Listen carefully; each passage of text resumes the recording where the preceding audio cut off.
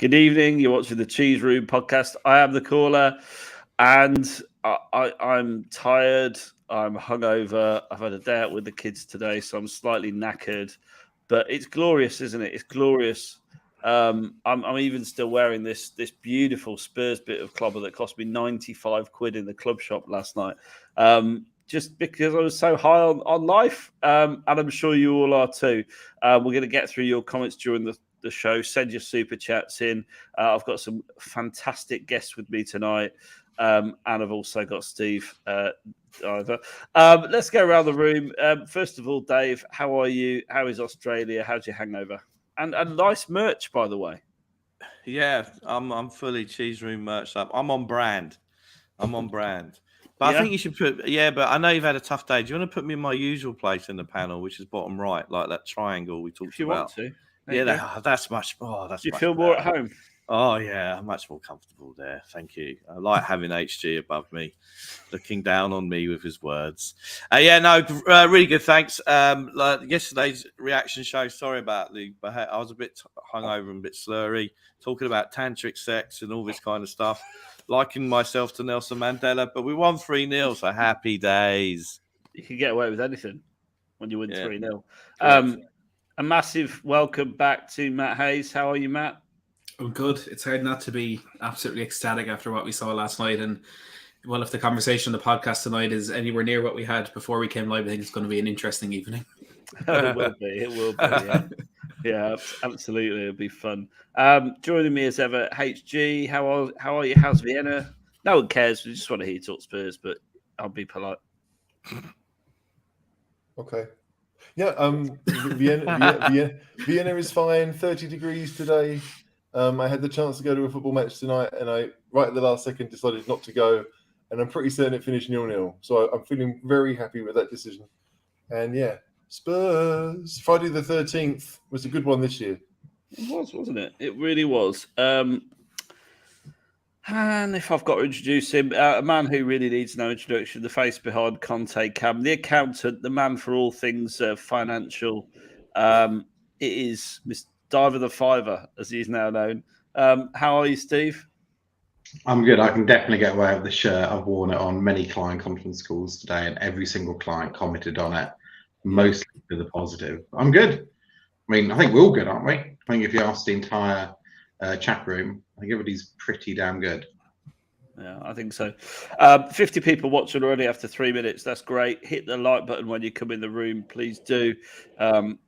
We will spread the Cheese Room message far and wide tonight. Steve, you were at the game last night. Obviously, I was at the game last night. How was the atmosphere in the Tunnel Club? Was there more singing than usual? I mean, you say more singing than usual. Some would be more than usual. It's this West Stand. There was a lot. I've never heard an atmosphere like that. I've never heard a stadium that loud. In White Hart Lane, I used to be next to the away fans, South Stand lower. So I was a Park Lane boy, and it never got to those levels. It was awesome. So it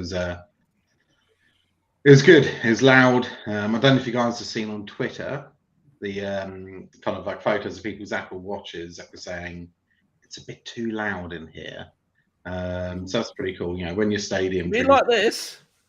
I'd just like to say this person's got a very dirty Apple Watch. They have. Exactly like that. And I didn't even have the run sheet because John didn't send it to me. Thank you, John. So I wasn't even set up. Yeah, incredibly loud, incredibly awesome. Loved it. I'm sure we'll come on to a little incident we had with Arteta towards the end of the game as well. I mean, you even deigned to come down to see me in the South Stand prior to the game, didn't you? There we are. Technically, I'm going up. Technically. Yeah, it's good. Steve got very upset. I gave him very clear instructions and a picture to follow, and he still couldn't find me. I mean, to be fair, your instructions were go to the longest bar in Europe amongst 3,500 other Spurs fans, all with Spurs shirts on, and find me. That wasn't the instruction. Can I just tell you, the instruction was, Steve, right? Right, here's a picture of a sign saying coffee, which I know is duplicated either way, but we're behind Naan and Noodle, which there's only one of. So look for the coffee sign behind Naan and Noodle. You only told me not to noodle at the end. No, whatever. I just To be fair, I'm not familiar with that part of the stadium anyway, but you had to get that in there, didn't you? joking aside, the atmosphere down there was cracking, wasn't it? Oh, it was amazing. I've been down there quite a bit pre-game. It's normally a good atmosphere, but you knew it would be a special night just by how the fans are feeling down there. Yeah. Matt, you've been to the stadium quite recently, I believe. Can you imagine what it was like last night? Just unreal. No, I can't even begin to imagine what it was like. So when I was there for the Leicester game, I was in the South Stand. The South Stand was incredible. There didn't seem to be much from other areas of the ground, but even watching it on TV last night, there's moments you could barely hear the commentators. And I was watching back the game today, and I noticed at one point, Xhaka is up giving out to the referee, and the referee says something back, and Xhaka has to cover his ear and go in right in front of the referee to even hear what he's saying to him. So it must have been an absolute cauldron of noise. And like Conte said, that was worth a goal to the team in itself. So it's one of those moments where I feel every Tottenham fan that wasn't there kind of wishes they were there, but I was happy enough to be watching from afar. Broke the attendance record, 62,000, almost on the nose, HG. Pretty impressive. Almost as impressive as the Tifo. Yeah, I don't like tifos with words, but you know that. It's all right, but it could be so much better. Like, get rid of those side bits. Just have like what's in line with the pitch. That would be a great tifo. The side bits, I mean, they say they're South Stand, but they're not really. Let's face it. So yeah, it's all right, but I don't like 3-word slogans. How many words would you like? None. Well, I want it to be intimidating. I'm sorry, like dare, dream, do. Ooh, that's really scary. Come on now. I just find it all a bit pathetic. I think inspiring was the word rather than intimidating. That's what we were going for. However, inspiring what? In that picture, the players aren't even there. So no, it's as they walked out. To be fair, yeah, come on now, no. Like the fans making noise is much more inspiring than that thing. Plastic things over your head. Yeah, but that helped the fans make noise. Therefore, it's a feedback loop. What do you mean it helps the fan make noise? It's a plastic bag. Here we go. Steve, you know yourself, right? If you want to make noise, even if you're in the tunnel club, you just open your mouth and do it. It's not difficult. You need something. You need something to get you going. I like that. Steve's usual poison is like a litre of champagne. But, you know. Hold on then. You've got an issue with the pre-match song. Surely there should be no issue with the pre-match song. Yeah, but I fixed it, haven't I? Completely meaningless. My online campaign worked, didn't it? It did. And it worked well. Yeah, exactly. As Kerry's just pointed, at least they ditched that song. I'm claiming full credit for cancelling. Considering we won, this is the Aggie podcast, isn't it? What I would like is some Spurs fans' face, and instead of a middle finger, then you have the club badge. That would be cool.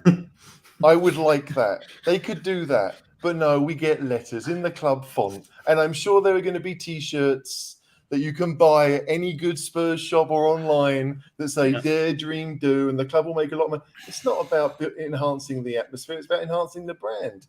Nonsense. Can I just add to this great animated debate? And I'm going to make a confession to all of you. I've never heard of the word tifo until 2 days ago. I didn't know what it was. Sorry. Oh, really? Yeah. It's Italian. Is it? Yeah. Origin, it's Italian, yeah. Yeah, tifo. Ponzi, Ponzi scheme. What? Tifonzi. Tifonzi. In an Italian accent, yeah? In an Italian accent. All right, Liam, calm down. Look, at the end of the day, it's a nice little site. I mean, it's not exactly this is Anfield. That's what I meant. It's not exactly this is Anfield. It's not the Den. It's not exactly the chicken run at Upton Park, is it? I mean, you know, if your crowd can't get up for giving it large at a North London derby, then they shouldn't be there. You know, I mean, the loop. What did you say? The loop of what?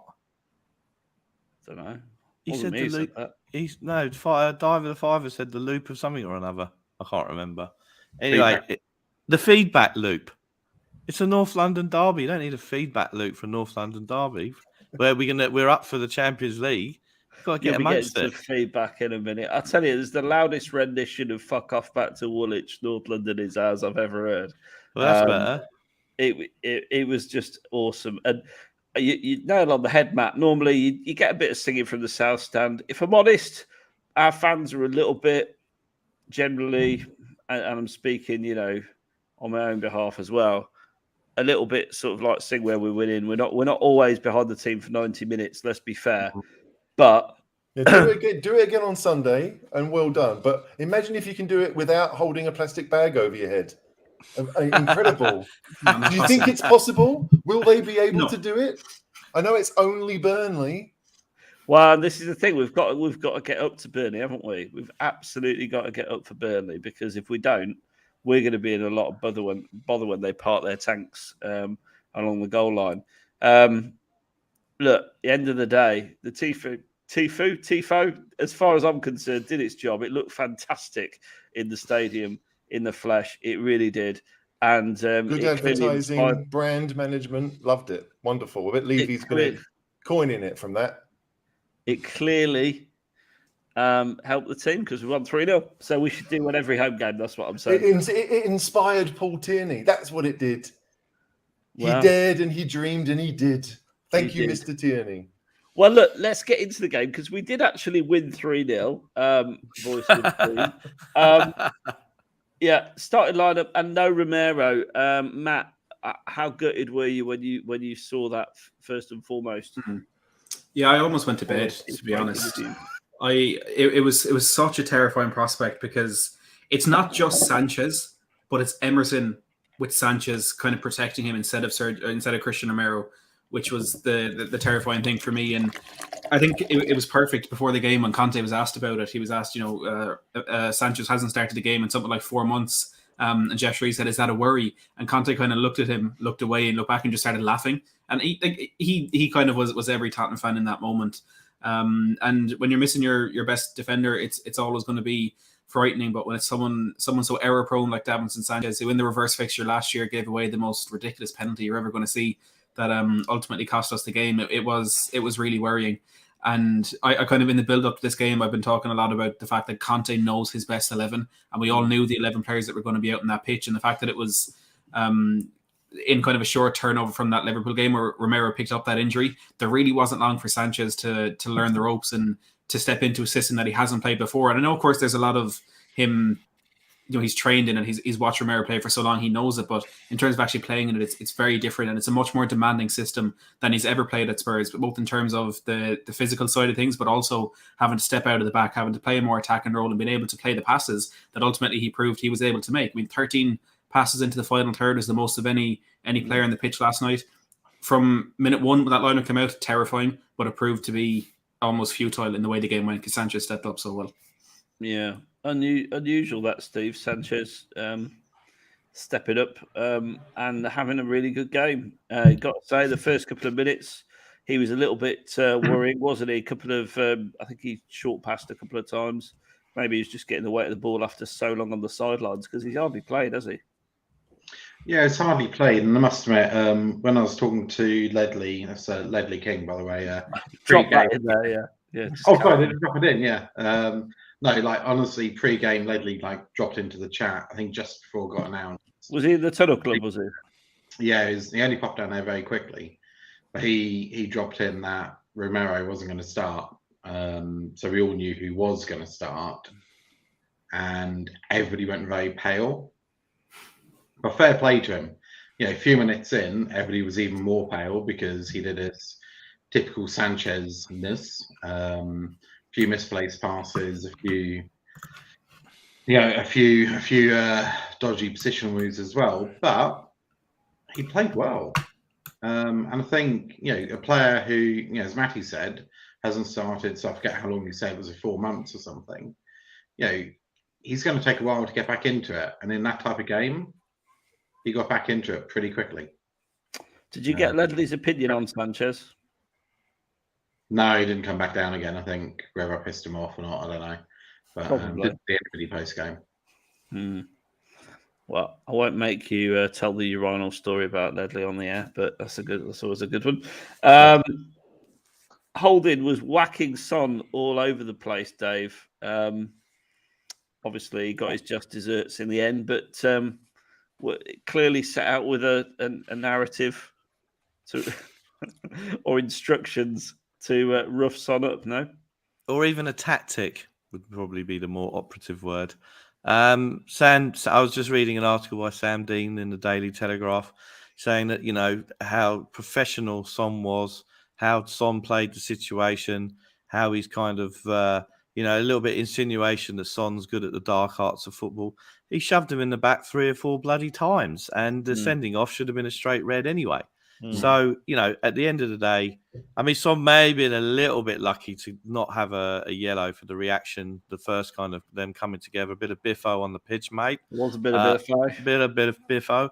But yeah, I mean, Holding just this shows why it doesn't start regularly for them, because he showed a complete lack of composure. And if that was an Arteta tactic to rough him up, didn't work very well, did it, Mr. Lego Head? He was shit, wasn't he, HG Holding, from the word go? He was, and it's funny because, like, genuinely, I did see some kind of stat on Twitter that usually he's quite soft, and that Arsenal fans would want him to be a bit rougher and a bit harder as a centre half, and he doesn't usually give that many fouls away. So it was very, very out of character for him to do what he did. But yeah, it like there's dark arts, and then there's just like brain dead, and that's what that blatant. was. Yeah. Especially the last one that got him sent off. I mean, he leaves the ground to make sure he leaves as much on Son as possible. I don't think he's trying to injure him, but he's clearly just wants to leave a mark. And when you've already had a yellow card, that game's done. You can't do that anymore. It's very, very simple. So yeah, I mean, Rob Holding wasn't good without hair. Isn't much better with hair, although the hair transplant is pretty impressive, you have to say. But yeah, once that had gone down, we were already 1-0 up. They lose a man. I think even Spurs fans thought, we could mess this up, but it's looking all right. It is looking all right. Nearly 100 people watching. Do smash the like button as you enter the room. Please do whack the like. That really helps the YouTube algorithms for us. Kulusevski, those opening stages, he looked well up for it, didn't he, Matt? He was like all over the place, buzzing around, shithousing people. It looked like he was absolutely up for it and had just come off the high road, to be honest. Yeah, I think Kulusevski in the first kind of 5-10 minutes was our only kind of bright spark. And look, we know Arsenal started that game a lot better than we did. They had a couple of half chances, a few efforts from range, but about 5 minutes in, there was a ball that was played down the right hand side for Kulusevski to chase. And it was kind of at that moment I thought, oh yeah, we're good on the counter attack. We can actually play football, which was a nice sort of surprise to get inside the frightening start to the game. But he is deceptively quick, which I think is maybe something he doesn't get enough praise for, because I don't know what it is about the way that he runs, but he doesn't look that quick. He is extremely quick. And I think his acceleration's not that great, but when he's up to speed, he's fast. I think that's the... Yeah, definitely. There's one moment... So I was going to say, he runs like somebody who's never run before, much like I do. Because you haven't run before. I used to run when I was less fat, but it's bizarre how he runs, isn't it? It is. It's not actually as slow as he looks. There was one moment when he was closing down Arsenal in that first half, where I think he started closing down the left back and was passing the centre back to Ramsdale, and he chased it the whole way. He looks absolutely rapid. But he's been a brilliant addition, and in those games he can kind of be the player to, if we're kind of panicking where we can't get our foot in the ball, we can kind of try and rush things. He's that man who knows how to slow things down, just take an extra second or two in the ball, keep possession, and kind of swing the momentum in a game a little bit. But as always, he's a brilliant player to have on that right hand side. It's funny because, like, I think a number of us have watched the game again today. I know I have. I'm pretty certain I saw that Matt did. Mm-hmm. And that first 10 minutes, I mean, we all sat here a couple of nights ago in the preview thinking we want Spurs to get on the ball and get at them straight away. And Arsenal basically had the ball for the first 10 minutes. We didn't really get a touch. Obviously, Nketiah did his dive in the box, which should have been a yellow. But, it took, weirdly enough, I think it took Holding and Son to have their first little thing to get Spurs, kind of the players, up for the game a bit more. And once Holding did it again, the second one was when they had their little wrestling match and Son gave a bit afters. It felt then, okay, now the rest of the team are going to be more involved, because until that point, it's not as if we were second best, but it looked like we didn't. It looked like we were Arsenal were the team that wanted to go out and win the game, and we were just quite happy to let them get into the game, which I don't think we should have done. I don't think we should ever do that at home, really. I mean, the first worrying moment came when Davis obviously lost out Saka and then brought him down, got booked. Davo, at that moment, I bet you were very worried because, as HG said, we hadn't seen that much of the ball. No, that's right, and we've covered it slightly before, but when you've got Davison Sanchez on the ball a lot and passing it to Emerson, who's on the ball a lot, and Martinelli's gotten himself good positions, and then the thing about the Ben Davies booking is that that was his first offence, but already Holding had done at least 1 or 2 or maybe 3 fouls on Son without being booked, which I think that's what infuriated Conte and led to his yellow. But at that point in time, I was very in the worried saloon bar drinking. All right, and singing songs, hopefully. No, I wasn't singing the song as loudly as they were in the Tunnel Club, of course. Almost, the next significant piece of action after that, Cedric with a stupid challenge on Son. Matt, I'll come to you because you were watching it on the telly. In the stadium, I actually captured it, and it's on the live in real time on our YouTube page. Some footage of it. I happened to be just taking a video at that moment. It just looked clumsy. It just looked really clumsy. I've seen the replay. Neville called it immediately, but really naive from Cedric. I mean, I called him out on the preview as shit, to be honest. But he's just endorsed it, hasn't he? Absolutely, 100%. And I was having arguments between the line was being announced and kick-off. I was having arguments with Arsenal fans over whether Cedric was worse than Sanchez and Emerson together. Oh. I was trying to say it was Sanchez and Emerson. I massively lost and very, very happy to lose.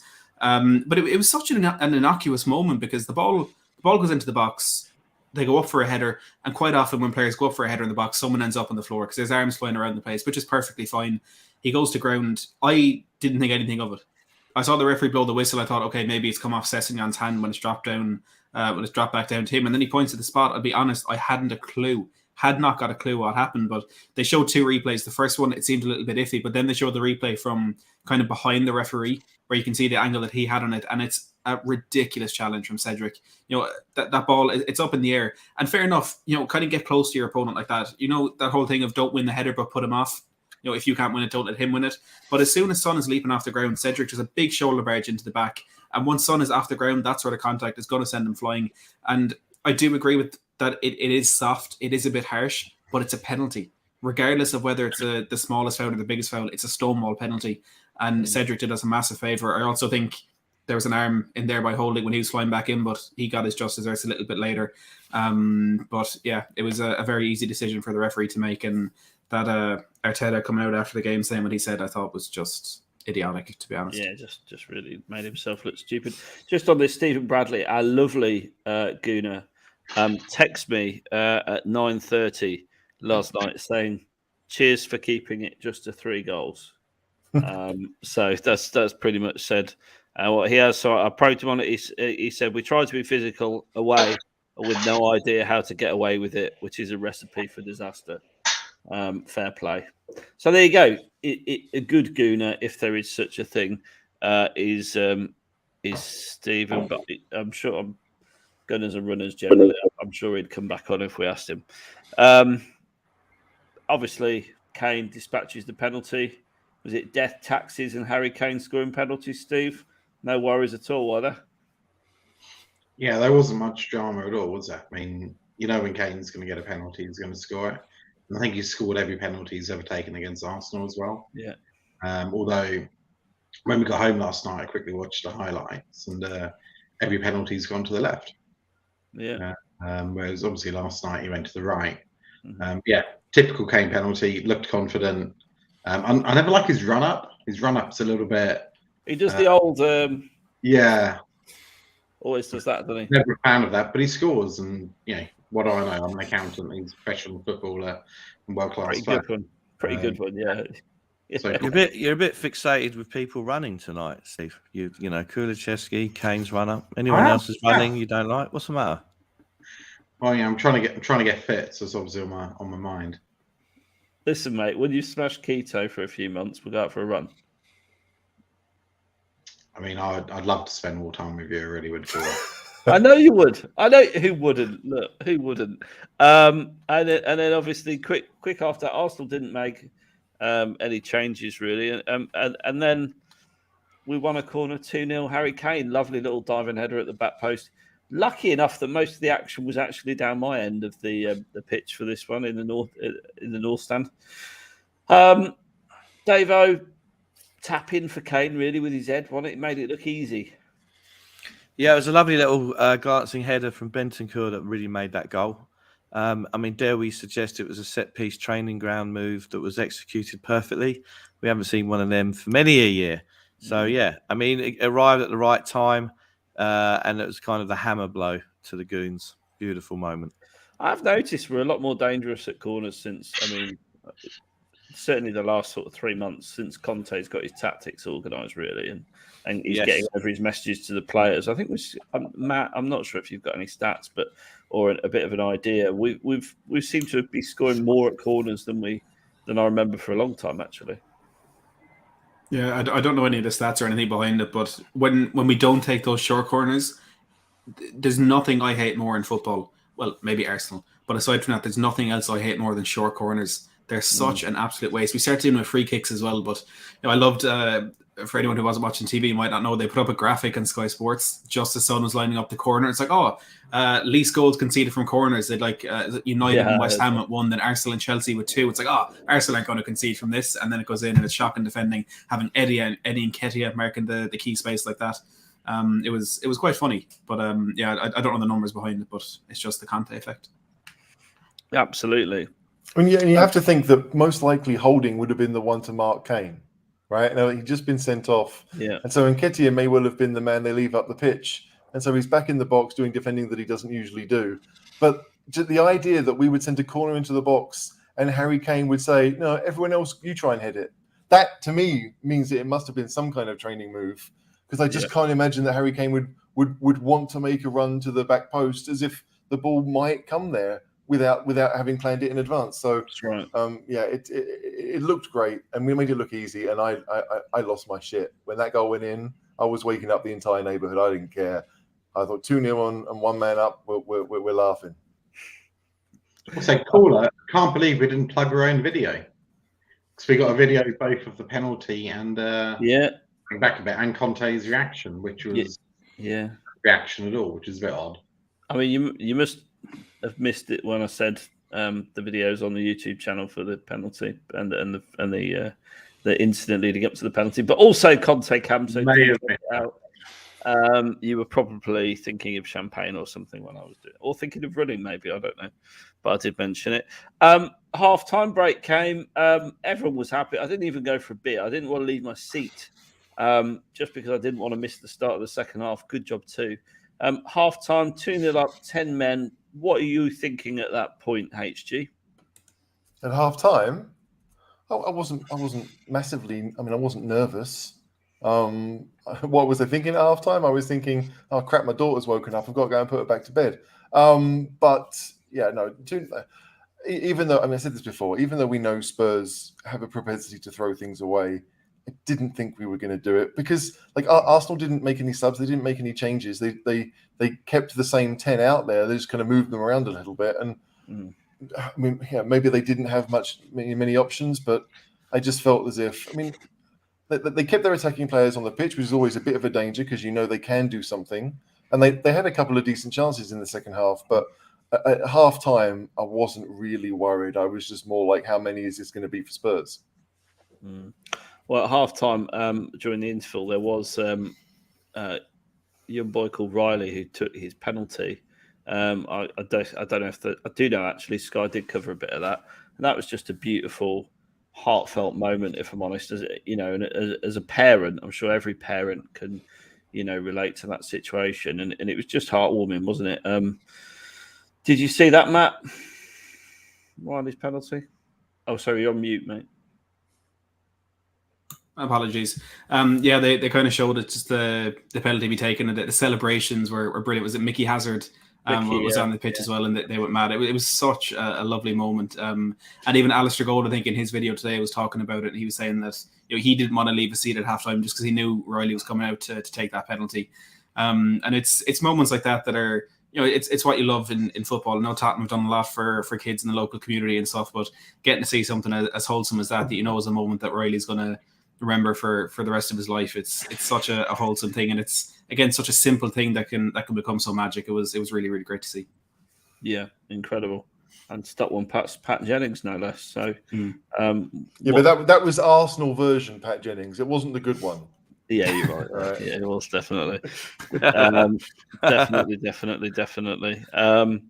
So look, half-time break's been and gone. 75 seconds into the second half. It's 3-0. But the question I've got is, if it hadn't have gone in the back of the net, would it have been pulled back for a penalty, Steve? In all likelihood, no. Were you still in the Tunnel Club at this point, by the way? No, I was out there. My mum wasn't out yet. And she walked out and she's like, "What's going on?" I was like, "Goal." Standard. But no, I was out there, and it was when Kane went down and got bundled over, I was already up on my feet cheering. It's like it was going to be a penalty. And then the ball obviously rolled on to Son, and he did as usual. So yeah, I think it would have been a penalty. It would have been another soft one. I do think the first was soft. Agree with Matt. But yeah, I think it was would have been a penalty. Okay. HG, agree? No. I mean, to be fair, I never even thought about it. I was like, balls in the back of net, done. Yeah. The idea of going back and saying, well, what if? No, I don't think Mr. Cini was going to give us another penalty, really, unless it was a real stonewaller. Any kind of 50-50, he'd have just left it. We'd already had a bit of an advantage from him. But as I said, it doesn't really matter because Sonny put it in there. The weird thing is, Son scores a goal by kind of deciding not to make a tackle. It was the weirdest toe poke, I'm going to try and put my foot on the ball, but please don't whack me on the ankle goal you've ever seen in your life. But I guess that just proves how weak Arsenal are. And this, Paul points out, a great way to ball from Sanchez into Kane. It was a decent ball in from Sanchez, wasn't it, Dave? Yeah, I mean, look, Sanchez definitely grew into the game, that's for sure. His stats looked very impressive. Obviously it helps you playing against 10 men, and the momentum's with us. But he grew into the game. Great passing. I never thought I'd see a great weighted pass from Davison Sanchez. It's been 4 or 5 years now. But, all good. We'll be seeing him for the next 2 games, of course. Yeah, I've got to be honest. I thought it probably was a penalty, but wouldn't be given, if that makes sense. So I think he pretty much rugby tackled Kane, but it's one of those that he just about did enough to make it not given. It's immaterial anyway, obviously, because the ball was in the onion bag. And Sonny gets another goal closer to Salah. Matt, do you think he's going to win that golden boot, take it home? 2 matches to go. Do you know, I was on Last Word on Spurs last night, and I was talking about how the season we're having right now, and the kind of moment that we're in, for me, feels so similar to the end of the 2016-17 season, where ultimately still we could miss out on what we're going for. We could still win our last 2 games and miss out in Champions League. In 2017, it was coming so close to Chelsea, but they won it with a couple of games to go. In the last 2 games that season, I think it was Kane was 2 goals behind Lukaku, and we went to 1-6-1 at the King Power Stadium, went up to Hull and 1-7-1 there. I think Kane scored, was it 7 goals in those 2 games? Mm-hmm. I have a very similar feeling about this, and if that does happen, I can guarantee Son is going to be getting 3 or 4 of those goals. The only fear is with Liverpool having to do a lot of work to, even in the goal difference, if City do drop points, I think Salah could be getting on the score sheet a bit in the last few days of the season. But what I absolutely loved was how upset and annoyed Son was when he came off. It's not something we really associate with him. I know we had that moment with Hugo Lloris back in the lockdown league. We had a few kind of fiery moments on the pitch, but that kind of anger and the frustration where he wasn't even trying to hide it. I really, really love to see, because it's that sort of bite and that extra that extra kind of, I can't even think of the word, but that kind of Conte style in the team where he's not happy unless everything is absolutely perfect. That's kind of rubbing off on Son, and it was good to see. But I've no doubt he'll grab another couple towards the end of the season, and then it's all down to what Salah does. Yeah, Burnley. I mean, there's goals there, isn't there? And then Norwich, you would think he could score many goals if he gets, if we play the right game. Liverpool got to go to Southampton, don't they? They normally win big there, don't they? Yeah, they could be a 9-0, couldn't it? Cricket score. You never know. Yeah. But the one thing I would say is Son's probably going to take the record for the most number of goals scored outfield, isn't he, Dave? And how good's he been this season? He's just, what's up, Steve? You all right? Can I butt in? There's no record for that. Like, there is. Can we stop making up a record? Can we stop making up a record? It's going to be, X player scored the most number of goals on a Thursday between the hours of 8:15 and 8:20. Like, there's so many records available at the moment. Like, he wins a golden boot or he doesn't, in my book. I don't think whatever other made-up record he wins is particularly important. That's right, Steve. We're not American in the cheese room. No, we're like, that's a very American stat. Anyway, since we decided to start keeping stats, this is the best we've ever done. Come on now, who cares? Just. Okay. So what was the question? Hopefully, the 180 people watching do care. Let us know what you think in the chat. Send us a super chat in. We haven't had one yet today. And absolutely make sure you hit the subscribe button while you are here. Please do smash that like. It really helps us out. Costs you nothing. Takes a second and means the world to us. Sonny for me, Dave. The question was, is how good's he been this season? Just the best season he's had in the Spurs shirt. It's funny, right? Because there's been a couple of periods this season, I think, particularly when he came back from that injury, where I thought that he looked quite diffident and not quite on it in front of goal and taking a bit more time. I've cited the goal that Kulusevski got up at Manchester, where you'd have thought most times Son would have done it himself. And I'm contradicting myself, but he did a great layoff to Kulusevski, who coolly struck it to put it away. But most other times you'd have thought Sonny would have had a go himself. So there's been a couple of times where I thought he's not been quite at it this season. But, in terms of his numbers, obviously, I think it's probably his best return. But he's got really, for a kind of second striker or someone who kind of cuts in from the wing, his numbers in terms of against his appearances is very, very impressive. I just want to see him, like we all do. I just want to see him lift a trophy. That's what he deserves. Sorry, did he say second striker? So when you say Enoch out, because we've only got one striker, does that now mean you agree we've got two? I said second striker. Ooh, Steve. Steve.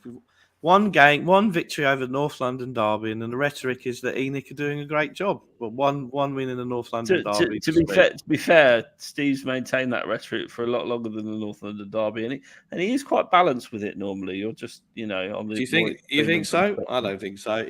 But that's the thing that makes me laugh in the wholesome debate that we have about our ownership is that if we win, then the owners are brilliant, and then if we lose, the Enoch out as some kind of Spurs ambulance chasers. But let's not go down this well-trodden road, cul-de-sac once more. One thing I will say, though. Go on, Steve. Very neutral.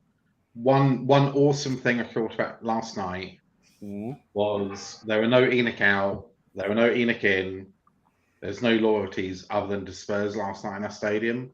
And do you know what, Steve? Bob, I was going to make that point. It's absolutely right. And that's as it should be. 100%. Because we all want the same thing at the end of the day. We may disagree.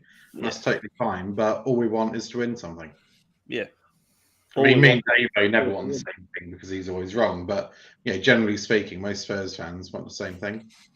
Mate, if someone's wearing a shirt like that telling me that I'm wrong, I'm happy to be wrong all the time. Just on this, pull me your channel member, grab yours today. Son, player of the season. I actually voted for Son in the player of the season ballot. I know some of you are probably, Steve, obviously you get a vote.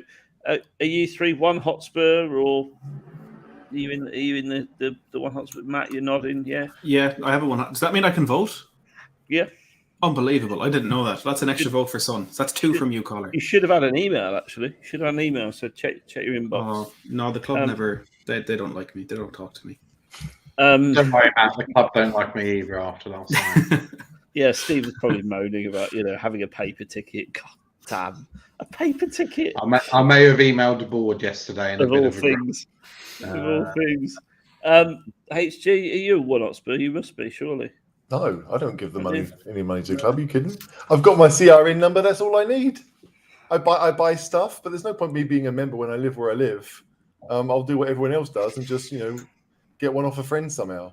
Fair enough. Don't see any reason to you're not do one that. Hotspur. No, I've got a CRN like HG. All right. Let me ask you two then. If you were voting for Player of the Season, Spurs, who would it be? Spurs' best player of the season. That is generally what the Player of the Season award goes to. Yeah, it's a tough one. You got Son, you got Romero, you got Sanchez. It's a tough one. I come back on that. Yeah. You've got the time that HG takes. All right, look. If you want to say consistently excellent every time you've seen them play, for you. Yeah. No, but this is it. The choice is, if I'm picking someone who's been consistently excellent in all the games they've played, then it's Romero. But he hasn't played for half the season because he got injured. But I think Romero is the one who's basically been on it from day one. Son, having scored the goals he has done, is next up. But there was that period where, Kerry pointed out that he's been asked to hold the ball up and he wasn't very good at it. And if he wasn't scoring goals in those games, he was anonymous. And you remember that. But I think that all in, because he's played the whole season and scored the most goals, you kind of have to give it to Son. But I do think if Romero had played the whole season, it'd be Romero for me. Absolutely. I'd agree with the if Romero played the whole season vibe. Absolutely, yeah. John Joe, you should check your inbox. It's absolutely in there. Well, I say that. I don't know that, but you definitely do get a vote. So can't get hold of the club. Tweet them. Have you got access to John Joe's inbox? It's all a bit dodgy, isn't it? Yeah, using the algorithm. Hit the like button, and we'll be in your inbox. That's a joke, by the way. Dave. Player of the season. Do you know what? He had a little dodgy spell, but I'm going to give it to Hugo. Those saves he made up in Manchester. He made a great save last night. A visit from Nketiah, who Nketiah's contract's up at the end of the season, isn't he? Yep. I think we should do a reverse Judas and get him up from the Woolwich. That would be hilarious, wouldn't it? We need a second striker. We need a striker, so that would be quite a good thing to do. And I'm going with Hugo. Yeah. Some interesting chat. So Cameron says, shout out Cameron. We need to get you back on soon, Romero. Adrian saying Dyer.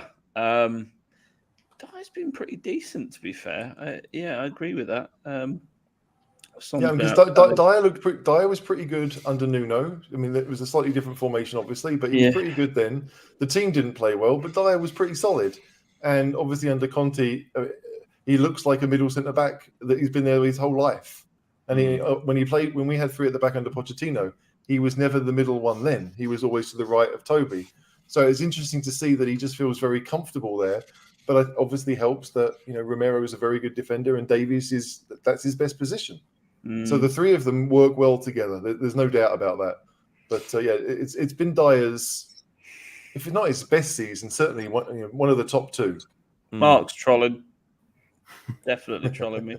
I mean, look, there's a few players that are in there with a shout. But yeah, I think for me, Sonage is it. Anyway, Ben Davies, I tell you what. Since he's gone into a back three, he's not a bad shot. He's played really well. And last night, an immense block in the 50th minute from a Martinelli break. But he was blocking everything, wasn't he? Steve, how much love have you got for Davis? And does he, in the words of Alan Partridge, get a second season under Conte?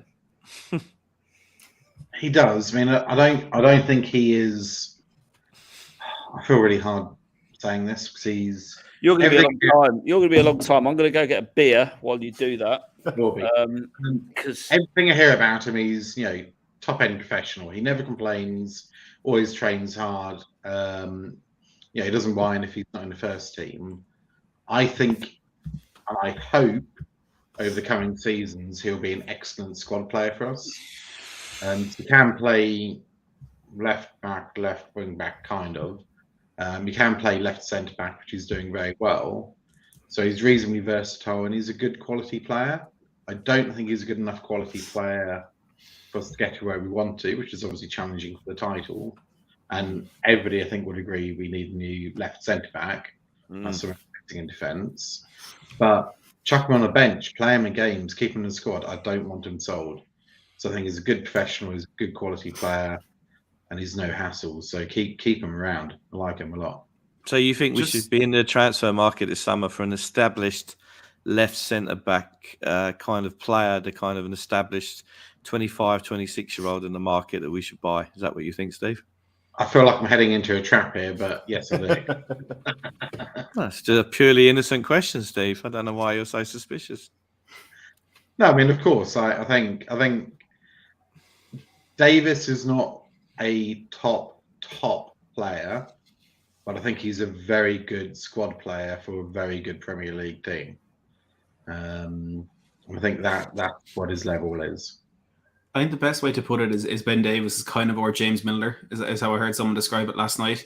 I think what the first great thing to take from Ben Davis is that Antonio Conte can make any player that has certain attributes fit into a certain place in his system, and that I think has been one of the most impressive things from his time at Tottenham. And I did an article a couple of months ago on the kind of the improvement in the defence since Antonio Conte came in, and you're looking at players like Davinson Sanchez, Eric Dyer, and Ben Davis, whose pressures per 90, their progressive carries per 90, their progressive passing per 90, every sort of typical Conte centre back attribute has more than doubled in the way they've been going about things. And what I've always said is, if you can get Conte to take these players who are at such a poor level, kind of Sanchez and half Dyer, especially in that sort of style part of the game, if he can get those players to the level they were at to where they're at now, imagine if he does get the backing to bring in a Bastoni or a Vardiel or a Botman, whoever it is, someone who's already at that level and already fits in that style and plays in that style, and then the level that he can bring them to, I think is absolutely, the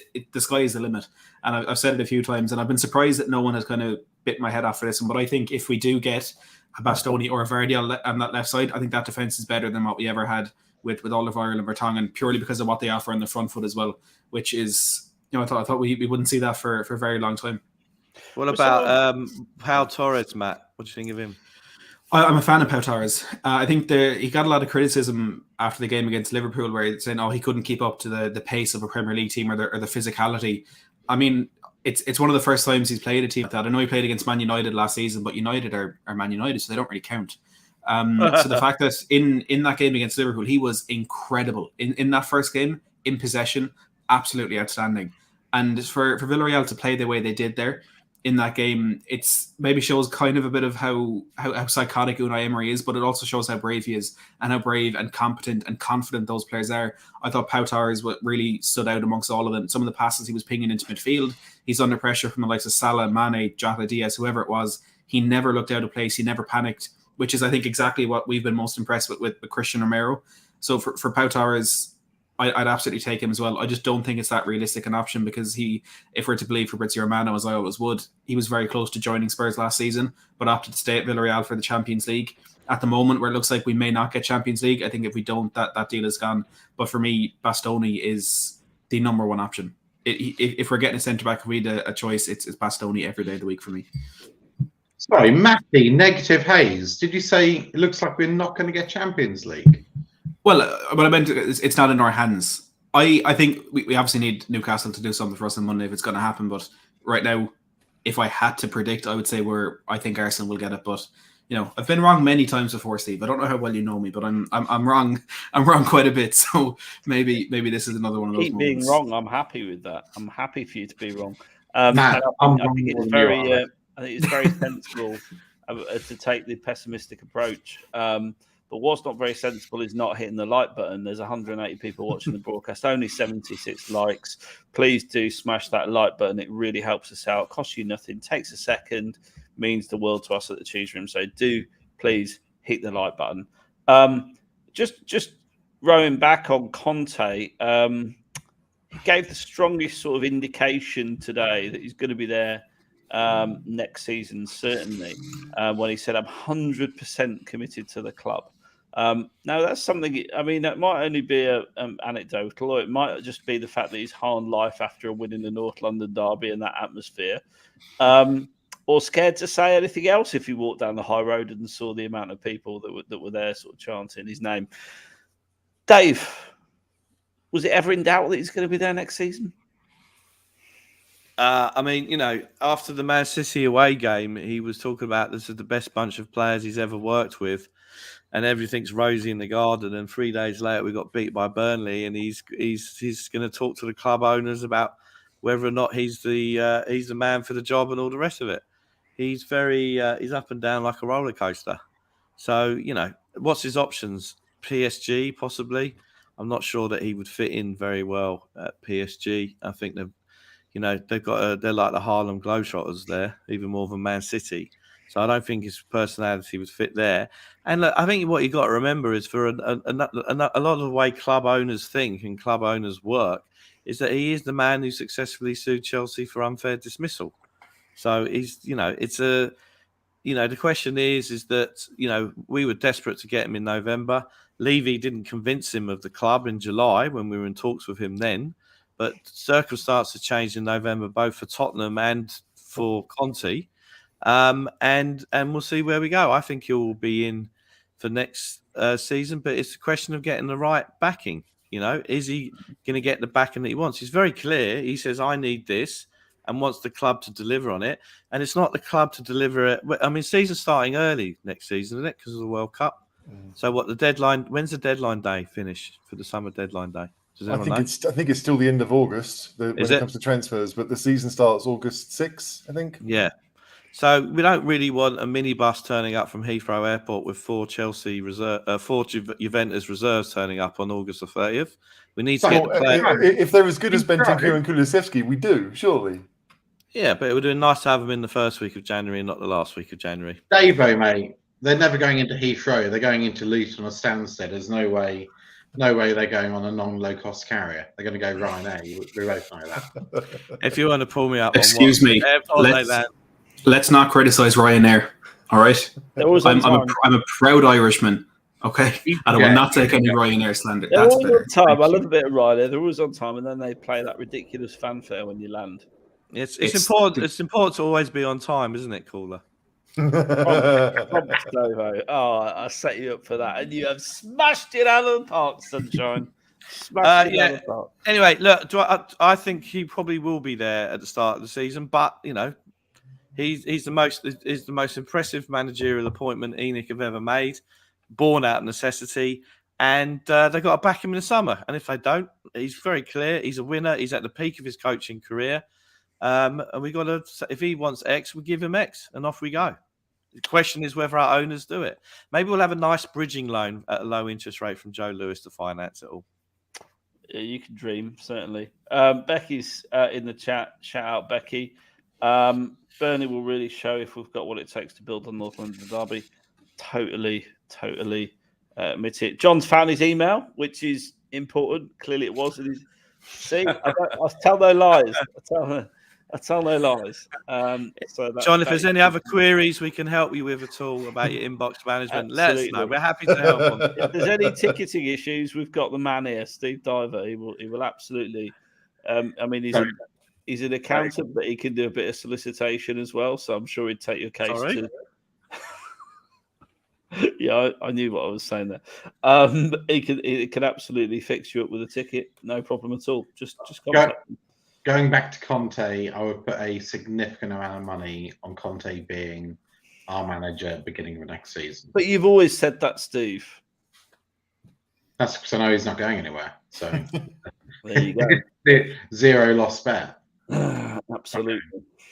But we'll take those. I think at the end of next season, whether he wins something or not, I think he'll go at the end of next season.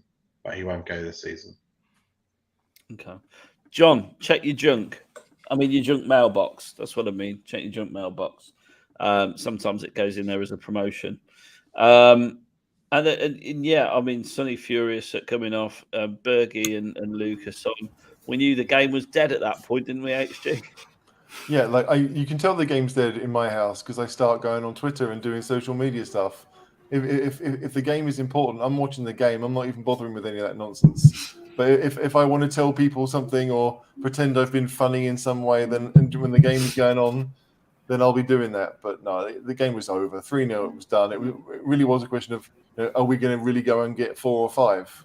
I'm kind of sad we didn't because it would have been fun. It was unnecessary. We didn't need to go and do it. And it probably makes more sense to take Son off and give him a bit of rest and prepare for Sunday because it is, 2.5 days? Not even that, really. No, until the next game. Gap, so very small gap. Yeah. So can we pull up Paul Muir's comment again? We should probably give some background on that. It's a bit of a funny story. You mean Norwich tickets? Yeah. Yeah. All right, Steve, tell us the story. I was waiting for you to put the comment up, but obviously Sorry. Can't get the service these days, can you, Steve? You can't, mate. You can't. I agree with you on that. He says, "Put me on comments. Put me on comments," and then he doesn't. He's about as responsive as Ndembele in the midfield. He's as responsive as Daniel Levy to a fan survey. Anyway, over to you, Steve. Oh, there's so many things. I nearly said Ndembele at a buffet, but that'd be lightning quick. Anyway, go on, Steve. You should see me at a buffet, mate. Then I do run. So Paul Muir and I and Franco, who, for those of you who hopefully listen to our audio-only podcast, went out for a dinner last weekend. Good cheese room, capped up, and I was talking about the fact that I got Brentford tickets very late on. And Paul Muir was talking about the fact that he got Brentford tickets, and very late on he got told he didn't get Brentford tickets. So the conspiracy theory, and apologies, Paul, is there's a good chance I took his tickets to the Brentford game. So, Paul Muir, if you can't get to Norwich, sorry, mate, I can't get you tickets to that. Can't help you. Yeah. Can't help you in that. Well, I've heard better anecdotes from you, Steve. To be honest, I've got to be honest. I waited a long time. I'm slightly disconnected from the chaps. There's some commotion going on in the kitchen over there. I'm not quite sure what's going on, but I think everything is all right. Is it Ndombele? There's a bit of biffo in the kitchen, yeah? I think there is a bit of biffo, yeah. You're not having another naked party in the kitchen again, are you? So I did like this comment. I reportedly made a request to the Premier League to postpone the game at half time due to we had to fill 10 players on the second half. Brilliant. And Conte didn't let this go, did he? At all whatsoever. In the build-up, the Spurs training was we were ready in January. Conte mentioned it pre-match and post-match. Good job it didn't bite us on the arse, really, isn't it, Matt? Yeah, I think the video that was put up on the Tottenham social media as well before that game was it was one that could have aged very, very poorly. I do want to apologize. I don't know if you can hear my sister downstairs playing Can't Smile Without You on the piano. I swear I didn't set this up for you, caller. But yeah, it was brilliant that I think Conte didn't shy away from that, because even in talk about how Arteta complained about the referee and stuff, there's no better way to get the Spurs fans to love you that bit more by calling out an Arsenal fan, calling out things like that. And Conte, it's not he said it the whole way through the season as well. You know, it was like, oh, we lost that game 3-0 against Rennes, but Arsenal get their postponement and stuff like that. It's just that kind of extra sweet sort of taste on top of this victory, because Son, as was said, you know, he wouldn't have played in that game in January. He was out with a hamstring injury. Obviously didn't have Bentancur and Kulusevski at that point. So Arsenal really, kind of bit off their own nose to spite their faces. That's the saying. I feel like I got that right. But yeah, it was just an extra little bit of something beautiful on top of what was a very good victory for us. Post-match, lots of fun. Firstly, Steve Diver, there's a couple of bits here. Are you awake? You all right? You having a snooze? Yeah, I am. Just spotted on Sky Sports. There he is in the back. You and Cedric. And Steve's mum. Steve's mum. It's beautiful. Hey, Steve, the woman behind you, I hope you've spoken to her.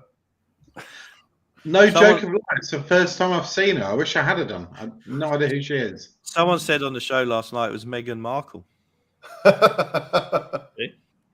Could be. And then you met this chap in the tunnel club after, in the tunnel actually, but after the game.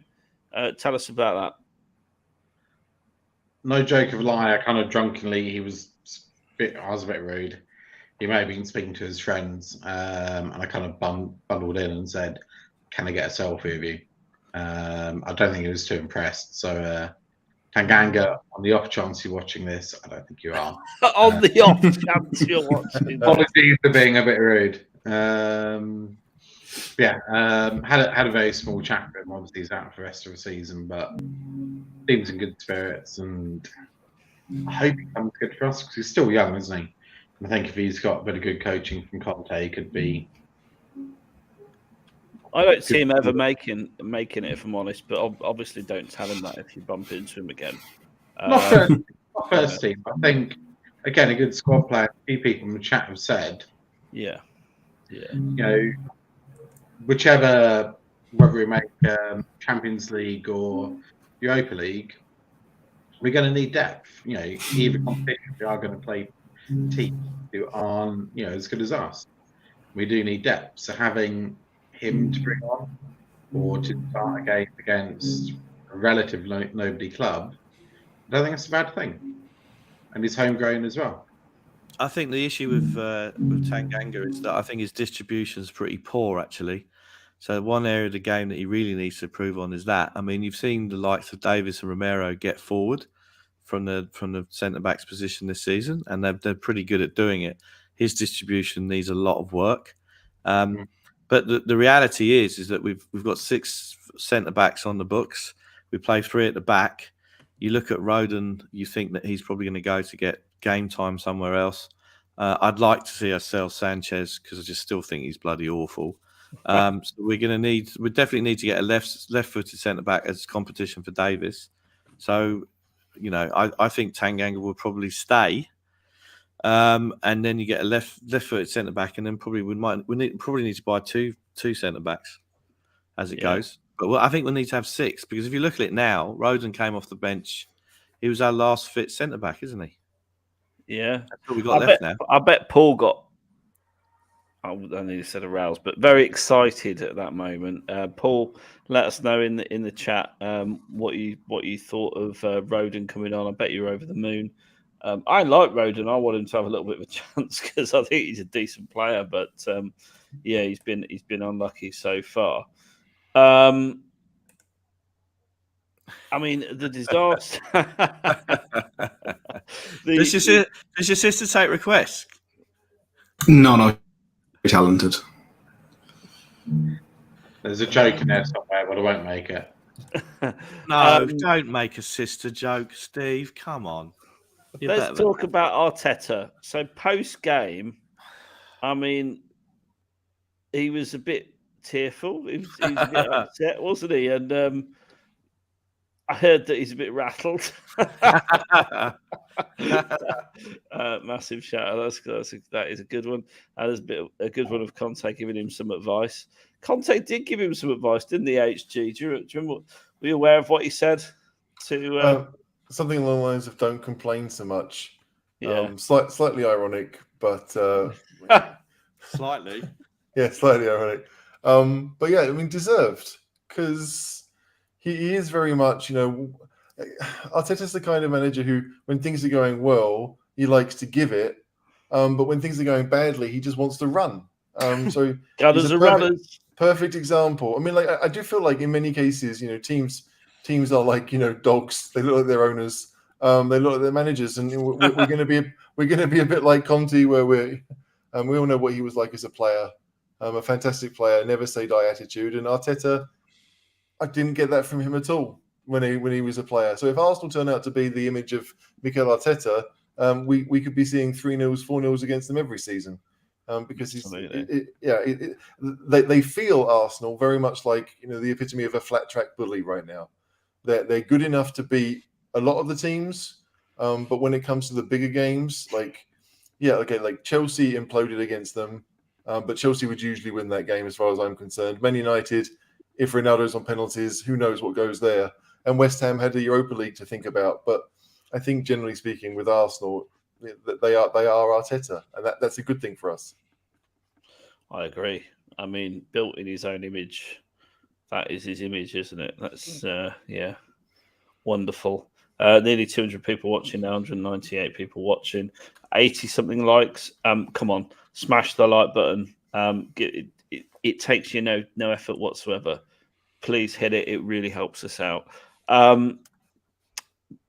Conte dishing it out, Matt. How happy are you to see him just giving grief to Arteta? Endless grief. It's just wonderful. I just want to live this moment. I just want to live this 24 hours on repeat, Inception style. Yeah, it's beautiful. It's a feeling that we don't get too often. Like HG said, we could have come out of this derby with 4, 5, 6. If we hadn't taken the foot off the gas, I've no doubt that it would have been. But just having Conte's the type of manager when he's in the opposition dugout, you kind of hate him, but when he's in your dugout, you just have to love him. And I think Jose Mourinho probably fits that description as well.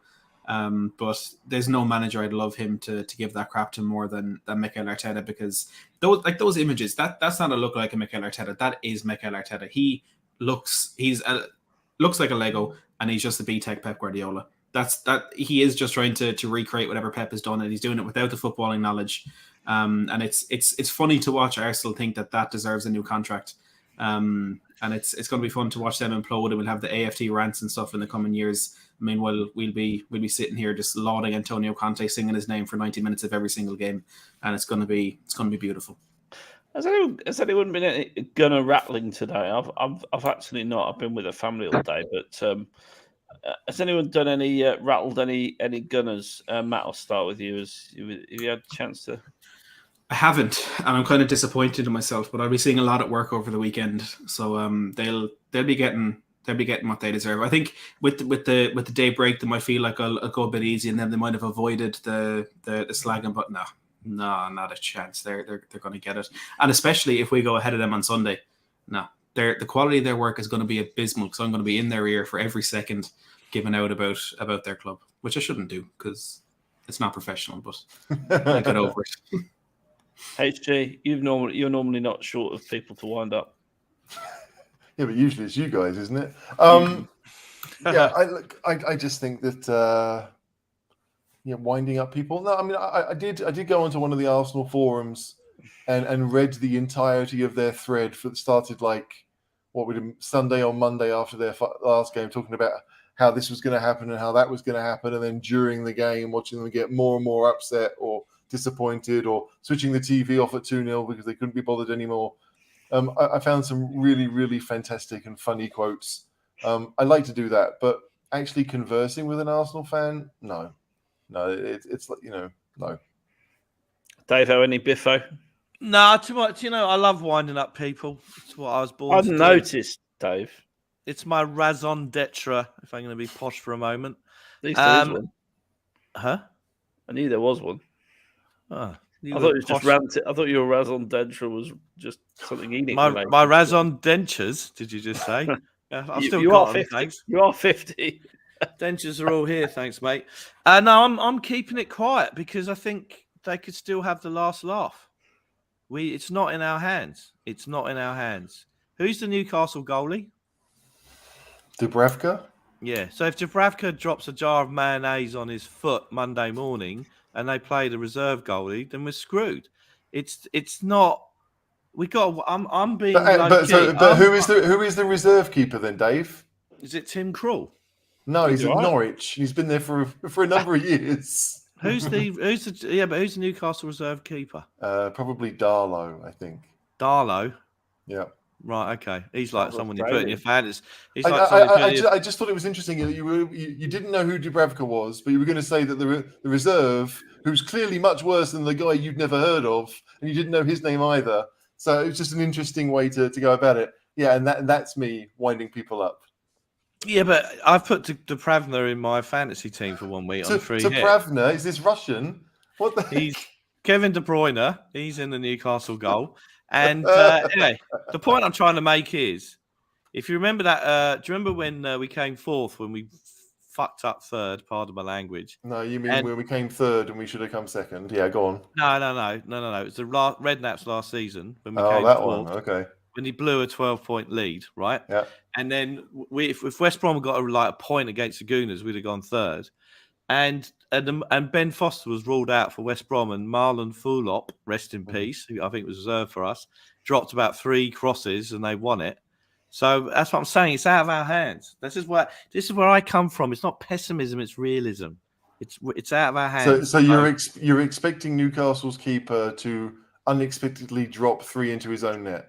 No, I'm expecting Dubrovnik to drop a cat on his foot on the morning of the game, and then Carl Darlow, whatever his name is. Very good. Oh, I'm impressed. Yeah. He's been Googling, HG. He's been Googling. I'm not Googling nothing. Yeah, he can't do 2 things at once. Come on now. Correct. Darlow, he's going to drop 3 crosses. So I'll say it's out of our hands. So Steve had a go at Matt before going, oh, you're negative. No, Matt was being realistic. That's what people like to tar realistic people with, is pessimism. And I stand with you, Matt. And the thing is, with Spurs being involved, realism can be: we draw against Burnley, Arsenal lose against Newcastle, so we think, great, all we have to do is beat Norwich, and we don't, right? And like it could be one of those seasons where we draw our last 2 games, and Arsenal draw 1 and lose the other, and we go through somehow. We finish 4th on we got goal difference at that point. It's one of those things. The way Spurs and Arsenal have been going, you can't look at them and think, yes, we're going to go and win those games, because both sides are a bit Jekyll and Hyde, really. Do you know the other thing that occurred to me about last night's game was Amazon Prime are filming All or Nothing with the Goons this season. Yeah.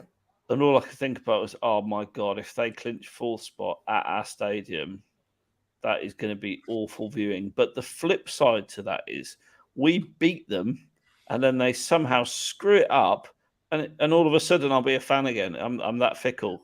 It'll be compulsive viewing. I'll just skip to episode 8 or whatever it is, you know?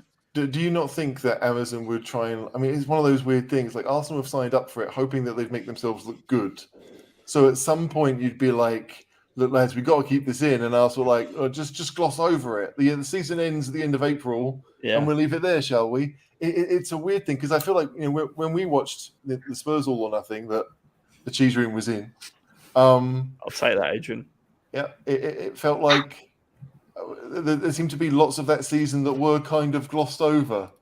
So it'd be interesting to see what they do. But let's hope Arsenal finish 5th and go on. Didn't Arsenal already do that? They lost the first 3 games of the season, and then they restructured the documentary, so all that footage was thrown out, and they just had their own. Yeah, they just started again from match day 4, which is wasn't very it on? convenient. It was on Rebecca Vardy's phone, wasn't it? That ended up in the water somewhere. That was it. That's the one. It's not the only thing that's on Rebecca Vardy's phone. That's the joke, caller. I know. I got it. Just you just wanted to explain it. Yeah. Can I just ask a question? I'm sure you're going to get to it, caller. Obviously not telling you what to do, but I'm really looking forward to the next Steve Diver, the Fiver anecdote, which is the Arteta Tunnel Club thing. I don't know this. Go on, Steve. Over you go. I mean, it seemed less interesting than the last one, so we're going to go down to 2. You can tell it with a bit more upbeat passion, because it can make anything interesting. If I talk like this, all of a sudden everything's interesting. It's passionate. Go on, Steve. Off you go. Oh. Man, I'm getting tired. I got home at 1:15 last night. I got home at 2. I had to work all day. I had to deal with kids all day. You walked around a theme park. You had a day off. Come on. This was the argument pre-show, which is why we're all aggy, by the way. No, so at the end of the game, Arteta did the Arteta thing, which of course, or near the end of the game, decided to have a go at the Spurs bench for some reason. And then a few people from Tunnel Club told him to, sit down, depart, and be quiet. Fuck off back to Woolwich. North London is ours. Maybe take a tube back to Woolwich or some form of transport. There's no tube south of the river. I'm kidding. And he started getting pretty aggy with people in the Tunnel Club, and I'm just like, it's standard Arteta, isn't it? He was giving it large, and as soon as people started giving it back to him, and it was pretty tame. Like there's a few f-offs and that, and then he immediately went and started complaining to the fourth ref and the stewards that people told him to f off when he'd basically told us the same. So yeah, even us corporate boys get involved in a bit of Aggie stuff.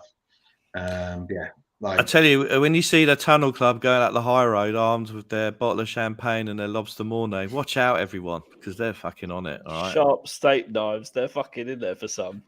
do not mention steak knives. We should have got steak knives as a gift, and we never got them, and we're still fuming about that. Wow. Still fuming. When they're walking down the high road, You. when they're walking down the high road with that cheese board, watch out, everyone. All right. To be fair, it's a good cheese board. Caller's had it before. It was tasty. It was good. I do enjoy the cheese board. All right. So let's talk Sunday if we have to. We're gonna not park it. We can still bask in it. But midday kickoff, less recovery than the Goons. Should we be worried, Matt? We're on to thinking out loud downstairs, by the way. So if there's any Ed Sheeran fans out there, I hope you enjoy it. Dave. Dave-O. Oh, hang on. What? Let's see. Yeah, look, Sunday is a very difficult game. It always, well, people say it always is against Burnley. It's not. We've beat them by an aggregate of 9-0 at home in the last 2 seasons, but they're on a little bit of form. Mike Jackson has done a brilliant game there, and as much as we can hope for the manager of the month curse to strike again, I don't think we can rely on that as our source of victory in this game. But the team just need to carry the momentum from what they had last night into that game on Sunday, and it is going to be difficult because not only is it a very tight turnover, but to go from a 7:45 kickoff, so the latest kickoff, to a 12, which is the earliest kickoff, I think the body clock needs to reset for that, and it's not always great. And we always hear former players talking about throwing the pasta down their throat at 9 o'clock in the morning. It's not an easy thing to do, but in that regard, Burnley have the same thing. And for Burnley, they're obviously fighting for their lives. They've got another game midweek next week as well, so I don't know what they're going to be like in terms of how strong they're going to go, because this could be a write-off for them. They could look at their next 2 games. I'm not sure who they're against, but they could look at this one as a game where they're probably not going to get any points, so let's not risk any injuries. If it does, absolutely fantastic for Tottenham, but I think it'll be a tough one, but I have faith in this team to carry it over the line. Worries me because I think they're just going to park the bus. I know they need points, but they're going to park the bus and play for set pieces would be my guess. And like you say, very little recovery time. They'll have one training session, Spurs, between. I'm interesting. It's good to see Paul in the chat because he might know a little bit more about this. He should, I'm sure he does. But would we just bring them in for like a video training, or would we actually do some kind of physical work? Because it'd be interesting to know that when the game is Sunday so early.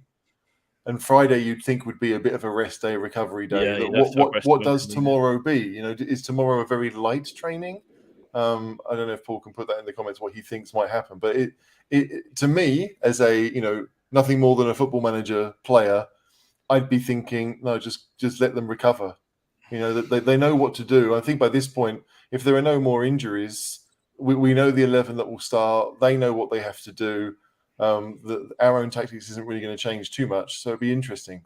It'd just be video analysis. Surely there'll be a lot of video analysis, a bit of Burnley and what they're going to do, and but no chance to practice set plays and things like that. Really, maybe I don't know. Be interesting. There you go. Paul says recovery today. Cheers, Paul. Tactical light training. Yeah. So. Yes, not long to prepare. Conte's team always seems to perform better when we've had a solid week. So we'll see. There's the top 4 league table. So one, as we know, 1 point behind. We know all the permutations. Head-to-head matches. So this is the form that we carry in, I suppose. So 4-0, a 5-0, a 1-0. Yeah. So home pretty good against them. We don't tend to lose, but we absolutely need to win. And of course, there is their league predicament. So, yeah, I mean, for me, I'm thinking Leeds are going to go down right now, if I'm being really honest. But I did look to see who Burnley have outside of us, and I think they're playing Villa midweek, and then the final day they've got Newcastle at home. Yeah. And you'd think that, Newcastle, certainly away from home, probably won't care so much. At home, it'll be a big thing for them Monday night, I Yeah. pray.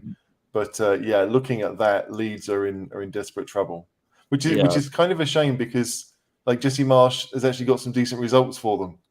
I think he's won 3 games with them, which can't Should be have that. snapped Bielsa earlier. Yes, I guess so.